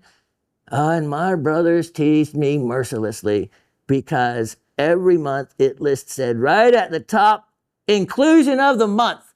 And they had the 3-page fold out and the blown up zoom in. And I just couldn't wait to see inclusion of the month. And of course, their idea of a 3-page fold out centerfold is something a little bit more older than I was. Remember, I got into this when I was 11, 12, and so they were ahead of me in that world. But I have enjoyed and admired inclusions in gemstones from the very beginning, and I always found worth to an inclusion. And now, of course, with add knowledge to it, an inclusion can tell you where something's from. It can tell you so much more than a magnified, just beautiful form inside of another stone. Is why I liked it, and I've grown to like them so much more. So I want to show you two differences in high-end Russian stones and side-by-side comparisons of ones that are almost equal in color, but Chuck did nail it as far as the intensity of the green, and these is a different green and a little bit more valuable in the market. The difference in dispersion has to do with the, when you look at these very prominent horsetail inclusions that tend to break up the perfect angled cutting of these stones. So anyway, I wouldn't normally have these to feature. Don't go by any of the pricing because that's irrelevant to what they cost. And it's some ancient stock as well, but there's never been another opportunity for you to be able to see a side-by-side comparison until now. And that's the kind of stuff I bring you, things that you would not see elsewhere, and that's what kind of items that gem shopping is known for. Gems that are on the cutting edge of the high-end value. You can find some of the rarest of rare stones right here at the network. And I'm just showing you right there 2 pairs of them. Now, let me show you a beauty. I love this particular crystal cluster. Item number 1241225. 1241225. We'll remove those and look at that. Look at that.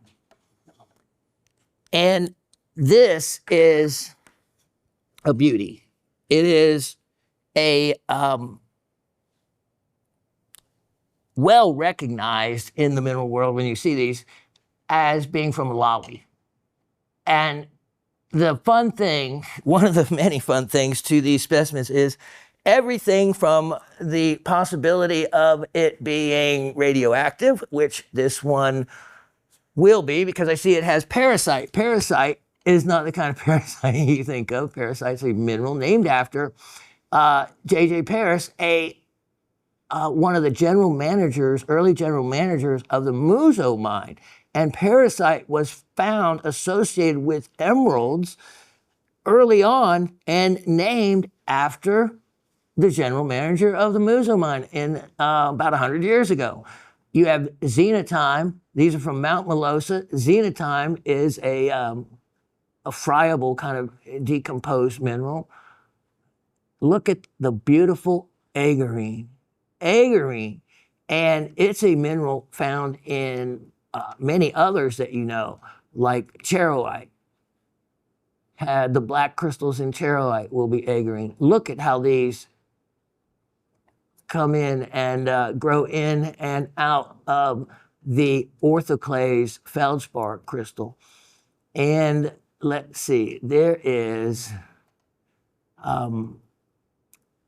that is a particular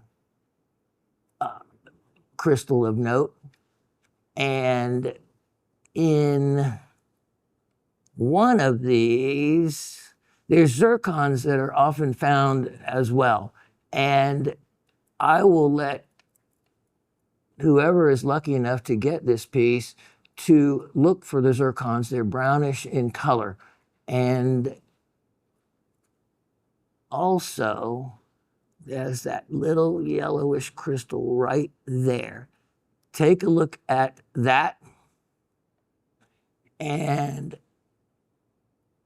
look up what parasite looks like as a crystal, and then do some looking around on this, and you may find it in something as simple as that right there. This is a beautiful intertwined specimen from a location that is well known for it's considered to have the finest agarine specimens in the world, and I would have to agree. I have this one on sale, believe it or not, and am offering this one incredible opportunity.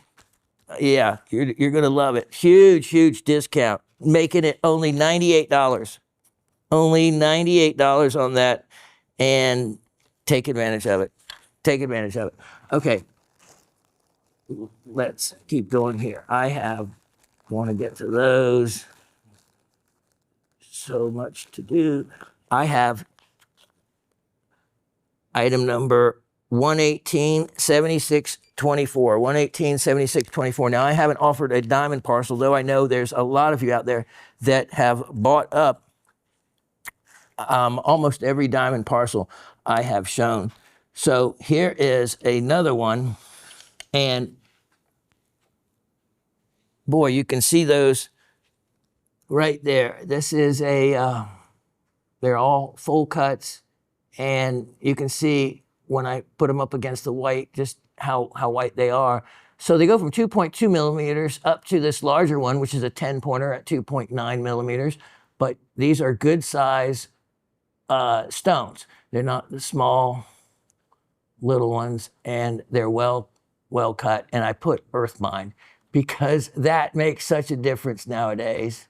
You can buy lab created stones. The price just keeps dropping on them, and they're going to be the cost of a cubic zirconia one day. I mean, it's really, you have nothing in the end but carbon, and it's going to be worth no more than a pencil in time. It's just really ridiculous how many different producers there are, and reactors, and the amount of electricity they're doing, and they just keep making more and more, bigger and bigger.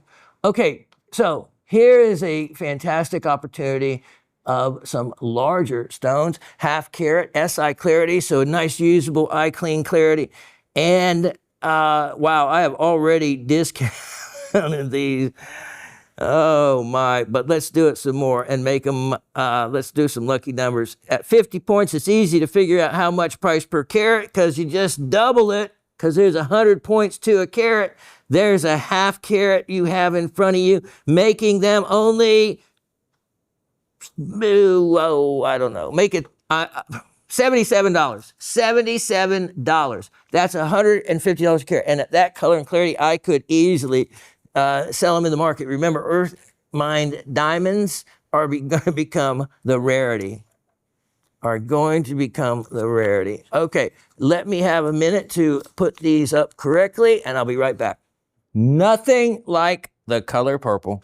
It is most people's favorite color. It is something so soothing and pleasing to the eye. I had all of these Umba sapphires cut from rough that I had. It was from the rough was from the 70s into the 80s, and boy, they made, they're all no heat, beautiful material, 47 points, and it's the real deal. And I tell you what, I have this one on sale as well, and you should love it because it is a big markdown from where it started price-wise. And right now, Why not? $38. Only $38 on that guy. Let's sell it and give someone a great opportunity. Now, here we have item number 1207124. 1207124. This is something now Miss Barbara, who got in on that Millepilus incredible Mexican azurite pseudomorph. And since we were talking about pseudomorphs, all of you are a little bit more familiar with it. Take a look at this piece. This is a stunning one I have had. This is a Moroccan malachite that has pseudomorphed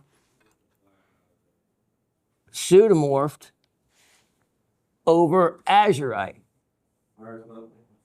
And this is one of those, again, rarities. And when we come in and look at this closer, you can see and you know that malachite does not form crystals in those shapes. It's just not what it does. But what it will do is it will replace, and it's amazing how well it does. It does replace azurite crystals completely. I don't see an azurite on here, but it's obvious from these crystals that at one time they were all azurite. And it never seems really to go the other way around, azurite replacing malachite. It always seems that malachite is takes it over. See, look at that. You can see just how well formed each of these crystals are. It's kind of tough to see because there we go, unless you look at one little particular area. But they're all very well pseudomorphed. And this is something I can offer at a really great value. Because some time ago, I don't know how I wound up with it. Look at them all. I wound up with a several specimens of these pseudomorphs. And I'm telling you, it's amazing how few people have taken advantage of getting them. You can see even a fibrous kind of reflection to them. So if you collect pseudomorphs or want to, this one is priced to sell. I am offering this guy at a ridiculous opportunity. So if someone wants to get in on a really rare collector item, I'm offering that for only $48. $48. That is well below what I would think it would be offered for in any other situation that has a wonderful coverage. There is really no damage that I can see to it. So it's one that would be a bonus to anyone's collection to have. Now, silver's been going up. This next item 1224124, 1224124. This I'm not going to raise the price on, even though I should, even from the last time I showed it, because there's a lot of silver in this piece. Look at this. Isn't that cool? It's a poison ring. It's a poison ring. I love rings that open up and do stuff like that. And of course, they call it a poison ring because back in the old day, you would carry, get caught by the enemy and you carry your. Yeah. Oh, did I give you? I read you. Let's see. Item 1224124. And in the old days, it would be a cyanide capsule or something. Perfect. Anna King is my silver designer, and you can see her logo there with the crown. Look at the amount of silver on that. That is a skull in picture jasper. So what a neat piece that is. It's a size 8. There it is on my hand, and just a fun ring to have, and at a price Sit down. that is affordable. How about this? I am going to mark it down. $48. Only $48 on that. Isn't that cool? That is cool. I like that.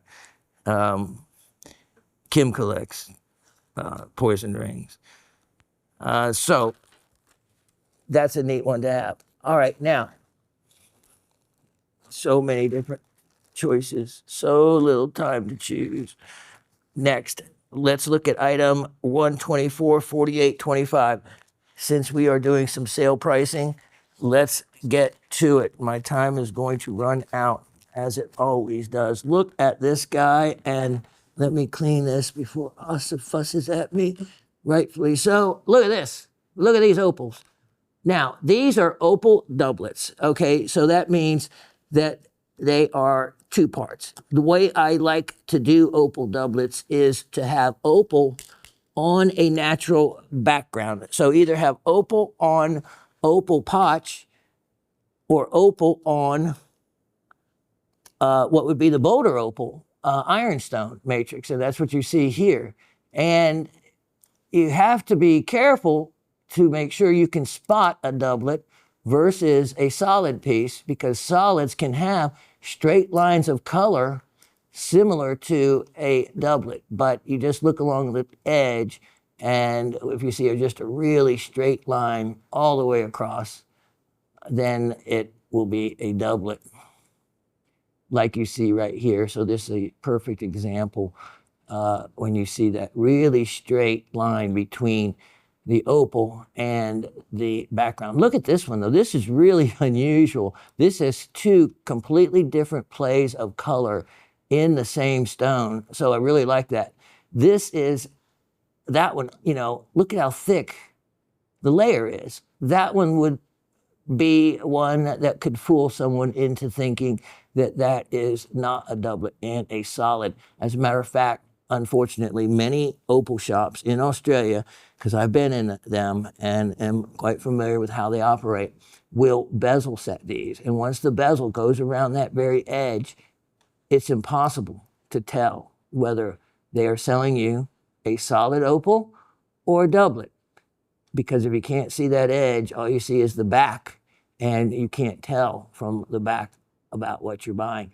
All right, those three pieces I have. I am, definitely doing an opal sale here, because how about all three for $28? Yeah, all three for $28. That will be a surprise if those don't sell. Next. Wow.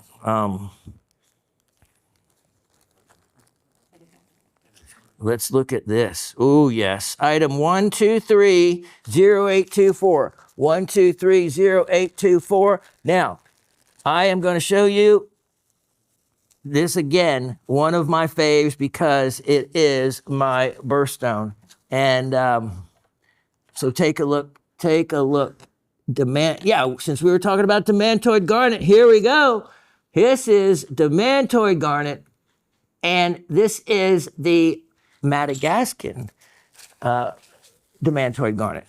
And this is the demantoid that is, found in those deposits in the mangrove swamps, where every day when the tide would come in and then go back out, they would have to dig back out their deposits. Well, finally, they have played out all pretty much the material that is there. And this is, again, a much better green than you might be seeing it. And look at what is so neat are some of these crystals, the size of these crystals. If you did specimen prep, you could expose more of these, like this one, by peeling back. Look at the clarity to that. Peeling back the matrix, which is what is often done. You can see it's been done right there, as a matter of fact. Let me put a different wavelength of light on this. I'm kind of curious. Here we go. You see the green? This is a more realistic color, is that green. versus the yellow. And that's why wavelength of light becomes so important, and why I stress it and talk about it, so that you can really capture the true color, which makes all the difference in the world, especially in demantoid, for value. As you saw in that one, those two specimens, the difference in the green. And so this, you can see even with this crystal, and let me show you the difference. Okay, see that green? That's the green. Then look at this. It's much more yellow, which is not representative, much more yellow and brown, of what the actual color is.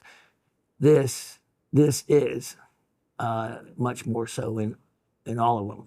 That is a large crystal right there in the world of demantoid garnet. So you have to factor that in for value as well, because the big crystals like that, look at how big that is, make it more valuable.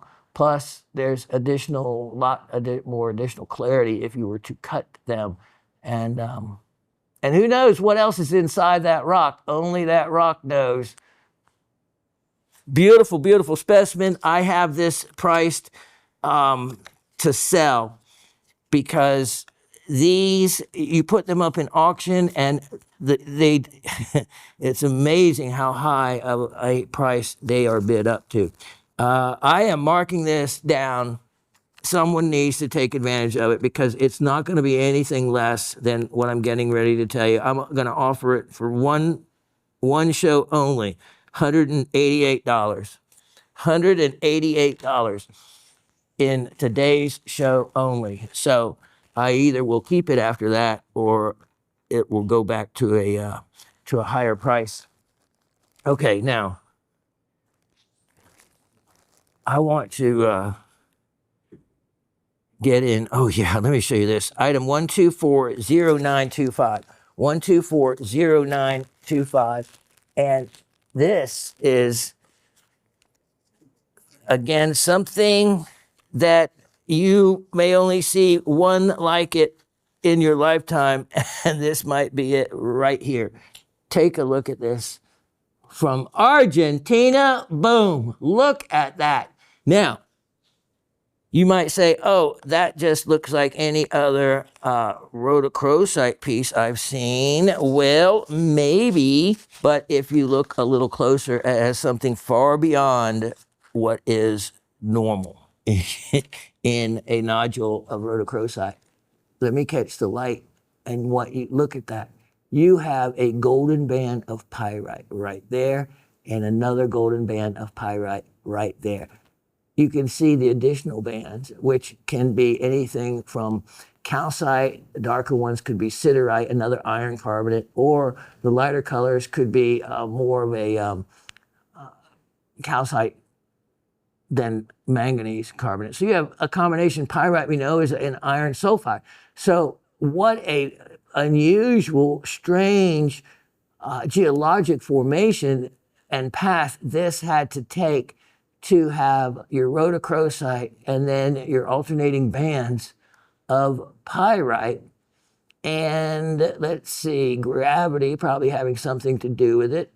Maybe it probably formed this way with I don't know if rocks could talk. But how cool is this for a specimen? That is, look at that. Look at that. That's beautiful. That is beautiful. That is a real rarity. And in all my time, it's really the only one I have seen. Or at least that would be affordable. And for those of you that have waited, I did show this once before. That means I'm going to sale price it, but there's not a lot of room because the value is there. I'm going to make it, though, only $128. $128. That is a, no, you know what? Let's do this. Make it 118. Make it 118. Yep. That, at that price, you either want it or you want me to have it back. I don't mind hanging on to it. It's a great piece to have. Now, well, it'd be one of a kind. There wouldn't be another one.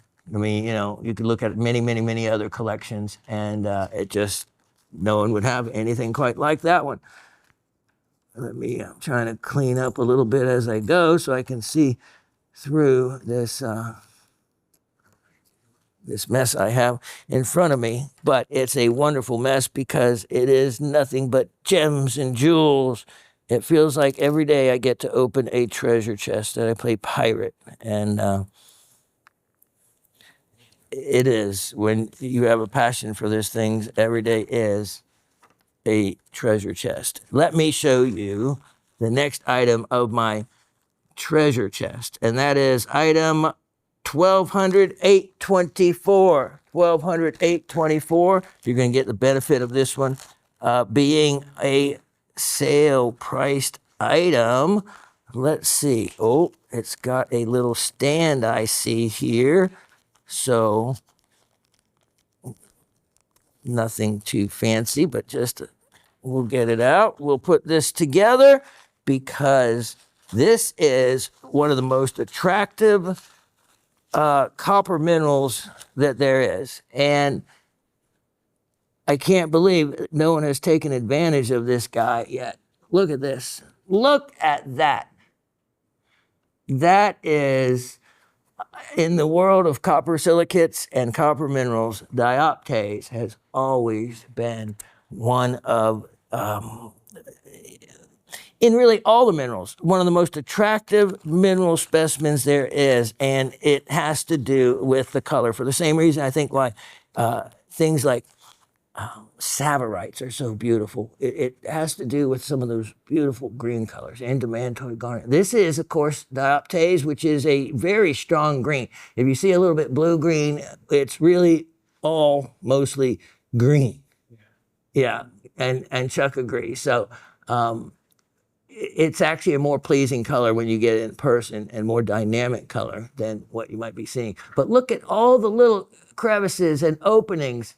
This is from the closed mine, the world's, could be right at the top with one of the world's most famous mines, being the Sumed mine in Namibia. It is closed now. Now, the duftite, if you can't spot it, you should. It is this light green material. And you can see how this light green duftite almost follows the formations of the dioptase. You can see these lines of growth, and this is a fantastic specimen. Look at the clarity, by the way, of that one crystal I just noticed. Look at that. That you could fasten a stone out of. And for duftite, this is the type locality. And type locality meaning it is the original place where it was first discovered. And wow, this is a specimen that it is easy to spot the duftite. Sometimes you got to hunt a little bit more and it's not so prevalent. But this green, difference in green color that you see is very obvious and prevalent, making it a really attractive specimen for its type locality. And the dioptase, well, nothing needs to be said about it. It is beautiful on its own. And if you look now, there is also brilliant other smaller crystals of a white material. They can be cerussite. There could be some quartz in there. And let me see. Here it is. Look at that. You see this? You may not normally notice it at first, but that is cuprite. Cuprite, which is a copper oxide. So you can actually see the crystalline shape to the cuprite, and an area here that might have been etched out. And then you had dioptase to fill in. So really a very interesting specimen. Look at the bridge across there. That is cool. Things like that really add to a desirability and aesthetic appeal of a specimen piece. And so that has everything going for it. And it especially has a sale price going for it. And that, I tell you what, I am going to make it something I shouldn't, but I'm going to do it. Let's go ahead and find this one a wonderful home and offer it for only $88. $88 for a Duff type locality and a dioptase specimen of that magnitude. That is an excellent find for anyone out there. Now, this is another surprise that I guess I'm just going to put it as a big discount on it here and offer it. It's item 1199 124. 1199 124. I don't like that goop, so I don't goop it up too much. All right, let me show you. This is in celebration of March. This is the birthstone for the month of March. Look at that. That is an amazing, beautiful aquamarine crystal in its native host material that it's most often found in, and that's associated with quartz. So look at that. Look at that. A wonderful blue crystal. You have another one right there. Look at that one hiding out back here, and hold it up to the light. There might be others, but that is just a striking specimen. Stands on its own like that. Actually, I'm curious about backlighting that and seeing what we get. Look at that. Look at the color. That's just a wonderful, not a large piece, but it makes a beautiful display piece. So, as a March special, I am offering that at a big sale price and mark it down to only $48. Only $48 on that, guy. That's a deal. That's a really good deal. Now, I want to try to get in, and I have been wanting to try to feature some of these next items, and let's go through as many as we can here in a few moments. These are belemnites. Belemnites are a fossil. These have turned to opal. Opalized belemnites. Let me show you a couple of these beauties at a discount.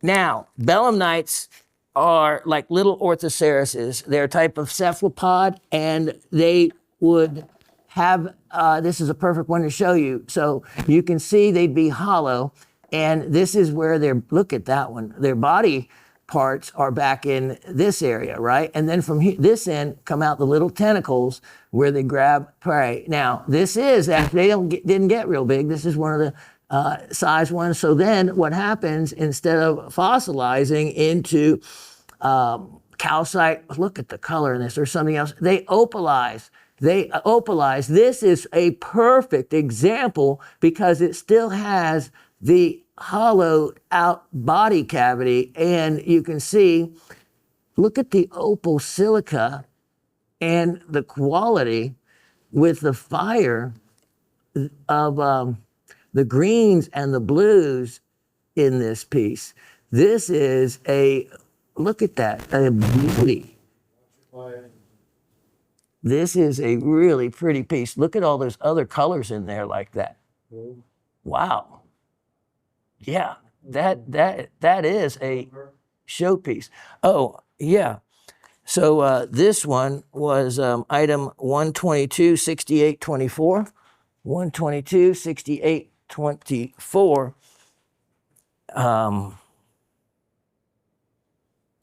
Yeah, this is a real jewel. I am discounting this one. You won't believe it. When you figure the weight and then figure the price per carat. How about this? Only $158. $158 at 12.62 carats. You know, I don't know, $12 a carat, $13 a carat. In that range, my goodness, where can you find even regular opal, let alone fossilized, opalized belemnite? Look it up. Look up what a belemnite is exactly and what they looked like 100 million years ago.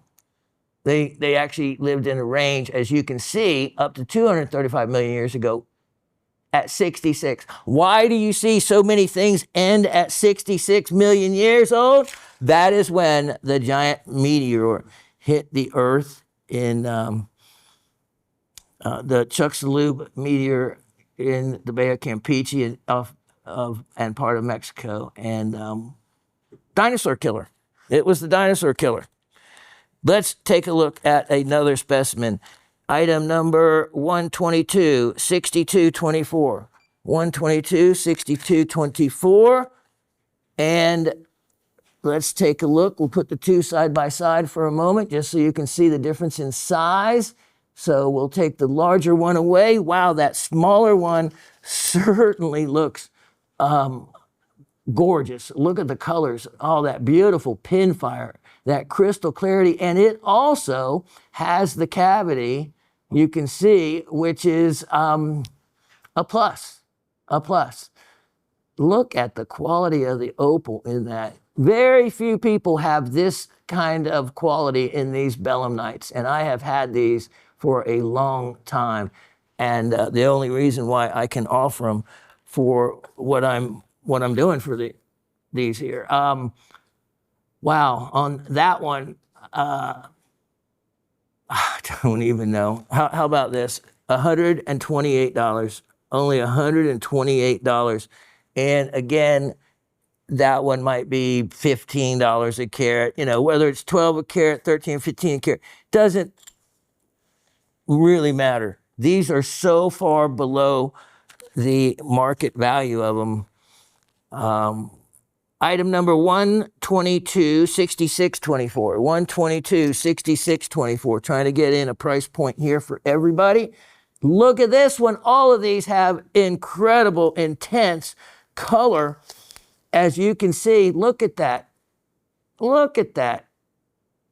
I mean, if it wasn't a fossil, which actually makes it worth more money, that would be, look at that, valuable just for the opal part. And remember, I have a guy, I'm putting together some stuff, Andrew, to do some wire wrapping. If you want anything wire wrap, we can get a quote as to, and you can have 2 or 3 other stones with it. Take advantage of some great deals on wire wrapping I can do. This is an 8 carat. How about this? Only $98. Make it 96. $96. That's $12 a carat. Wow.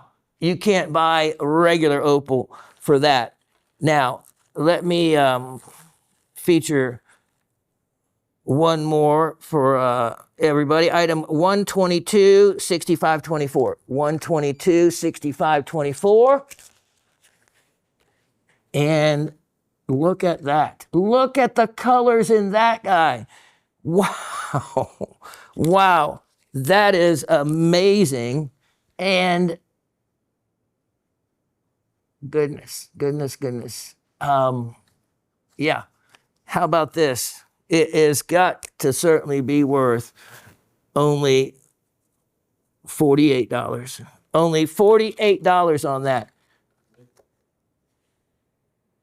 What a deal. Okay, now, real quickly, with the rest of the time we have, I want to get in on showing you some of those animals I've been promising you about and have been just losing time on showing you.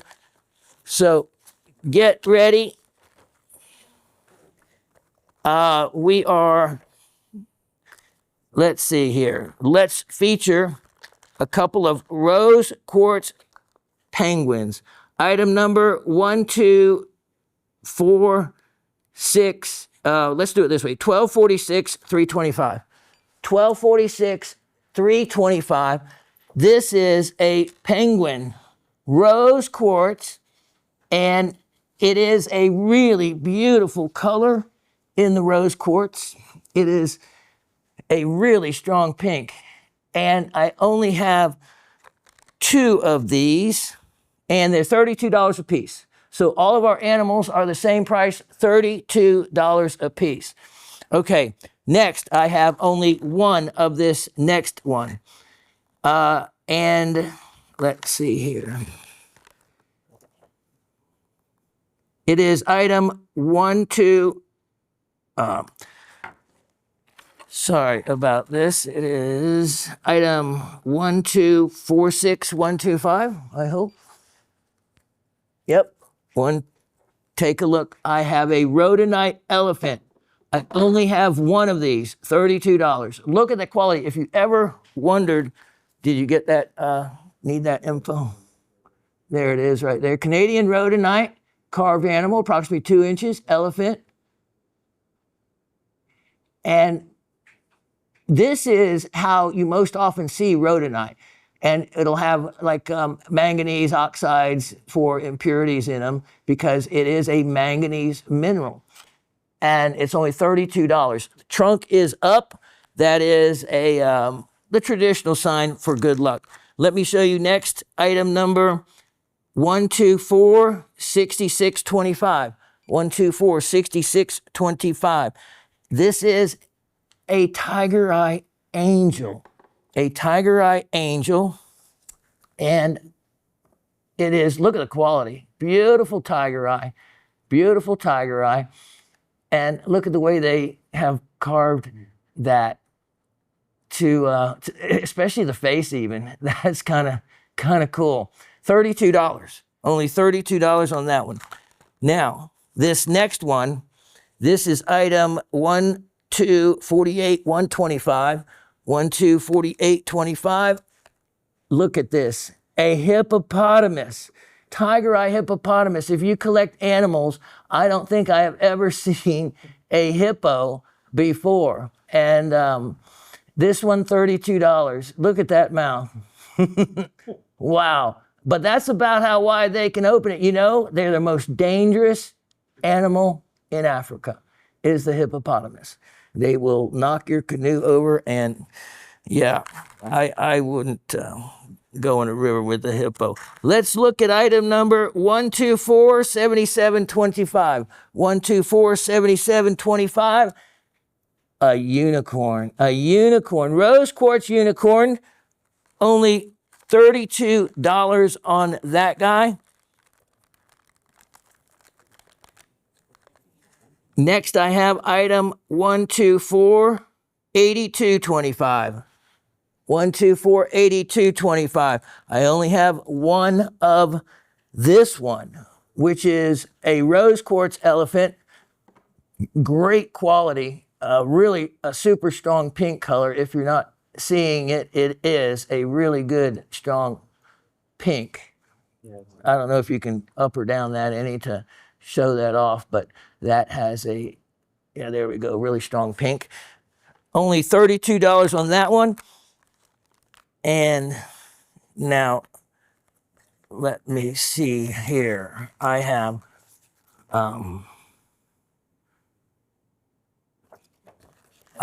one of this next one. Let me see if I can make sure I can get to it really quickly here, because I would like to show this tray, complete the tray. So let me show you, take a look at this guy. This is item number 1246825. 1246825. And look at that. Only have one of, look at that, red jasper with a fish in its mouth, and it looks like a venturine. That looks like a special red jasper, though. That's not my normal red jasper I see. So some of you may know that better than I. Almost looks like a little bit of hematite mixed in there with that. That could be pretty interesting. $32 on that guy. Only $32 on that one. Now let me see where I had the standing bear. I have, okay, here we go. Item 1247325. 1247325. And This is a rose quartz cat. Look at that. Only one I have of this one. Beautiful color again. Beautiful color, $32. And I've got just 3 more to show you for today's featuring of the animals, and then we'll see what we can come up with for you next week. Item 1247925. 1247925. Look at this. The standing bear in red jasper with, wonderful quartz. I like that. The quartz intermingled. It really shows off the jasper really well. I think that's just adorable. $32 on that guy. And item 1247925. That might be the same item number. Is it? Because I have 2. So you just have to take whichever one you get. I think we have a quantity of 2 of these. So both have the wonderful silica in them. One looks bigger than the other. Get a mama and the mama and daddy bear right there. $32 each. And the last one from this batch is item 1248025. 1248025. And look at this. Here is the standing bear out of that same type of red jasper, I'm calling it, but I'm telling you what, that looks like hematite or something. Some of you may know a better name for it, or it could be called bloodstone. So that's the word I'm using for that, would be bloodstone, because it is mixed in with the other really hematite looking material, which could make sense because the red in bloodstone is often caused by iron oxide spots within agate or jasper. That's how you get your bloodstone. So that looks similar, as well as this. If I said red jasper on that was bloodstone as well. So $32 on that guy. So those are the animals for the day. I hope you can buy them all out. Take, between the quantities, figure out, grab them while you can, because some of those, they're just one of a kinds, and I'm just not gonna have anything else to necessarily replace them with. I'm gonna try to get some more of those bowls that you like so much. Let's see, I think we have time for, let's make, why not, one last item of the show, and let's offer this one right here as a well, I see so many last item, I'm terrible about this, specials that I want to do, but let's do this. Item 1243225. 1243225. Let's see what this gets us. And oh yeah, this is gorgeous. Look at the double terminations across this whole piece. This has so many beautiful different angles. It has irises. It could have potential in hydros. Look at all the double terminations on this. It's a floater crystal, so there's nowhere that this was attached to a wall or to matrix or anything. Yeah. Iris is in that, indeed. And then you see the blades of muscovite mica mixing in with that. Oh yeah, I see irises now. Yeah. Once I start picking them, then they start popping them out.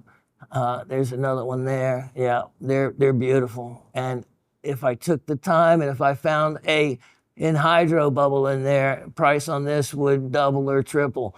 So maybe I'll leave it to someone else. Look at all these neat little sidecar crystals and other irises. All right, price on this one. It's from a place called Diamantina. What an appropriate name. I have opportunity on this, and we're going to make it discounted for you to only $88.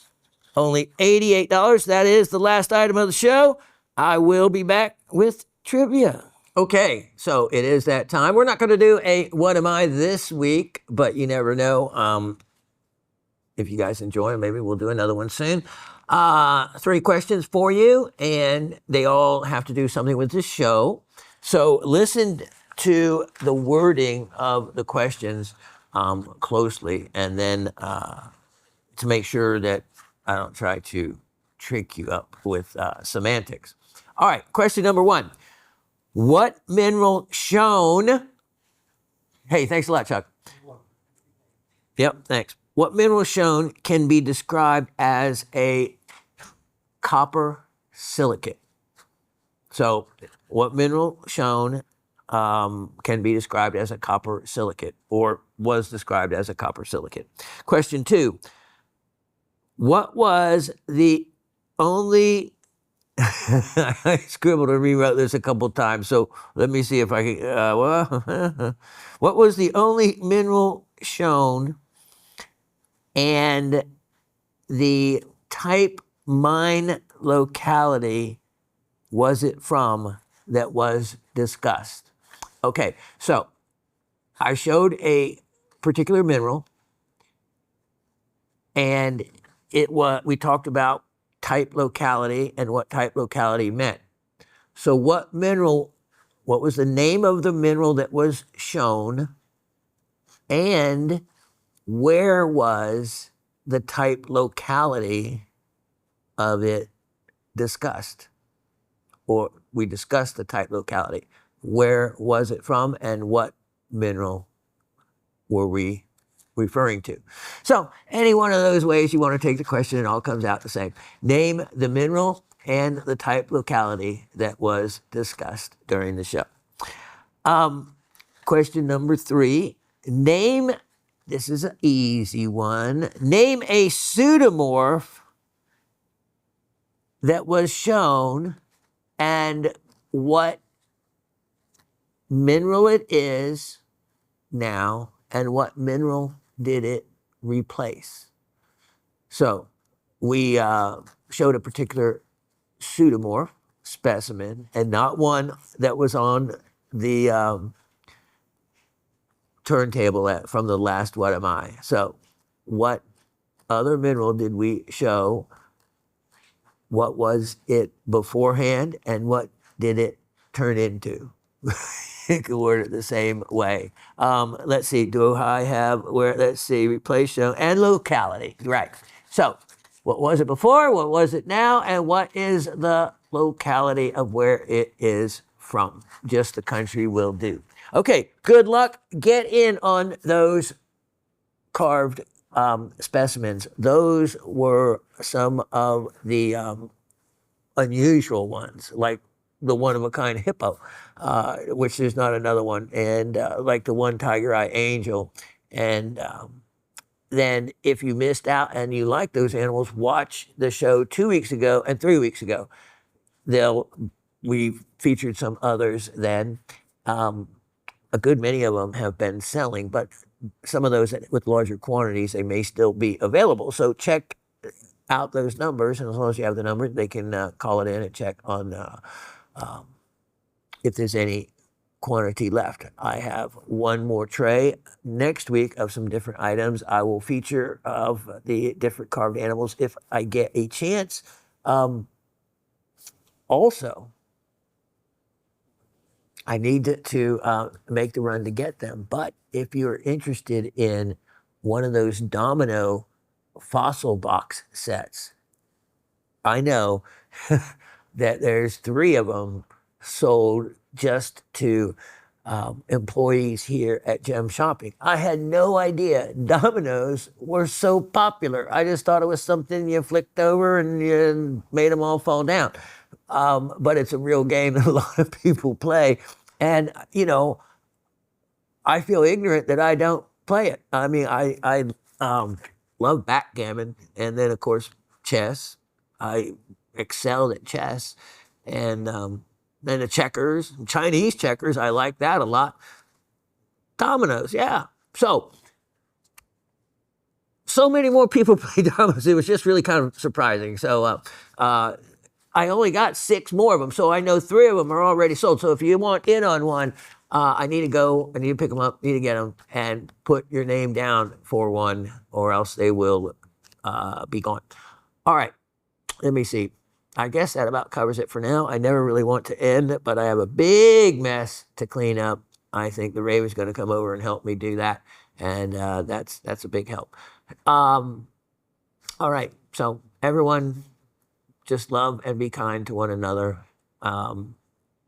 Pay things forward.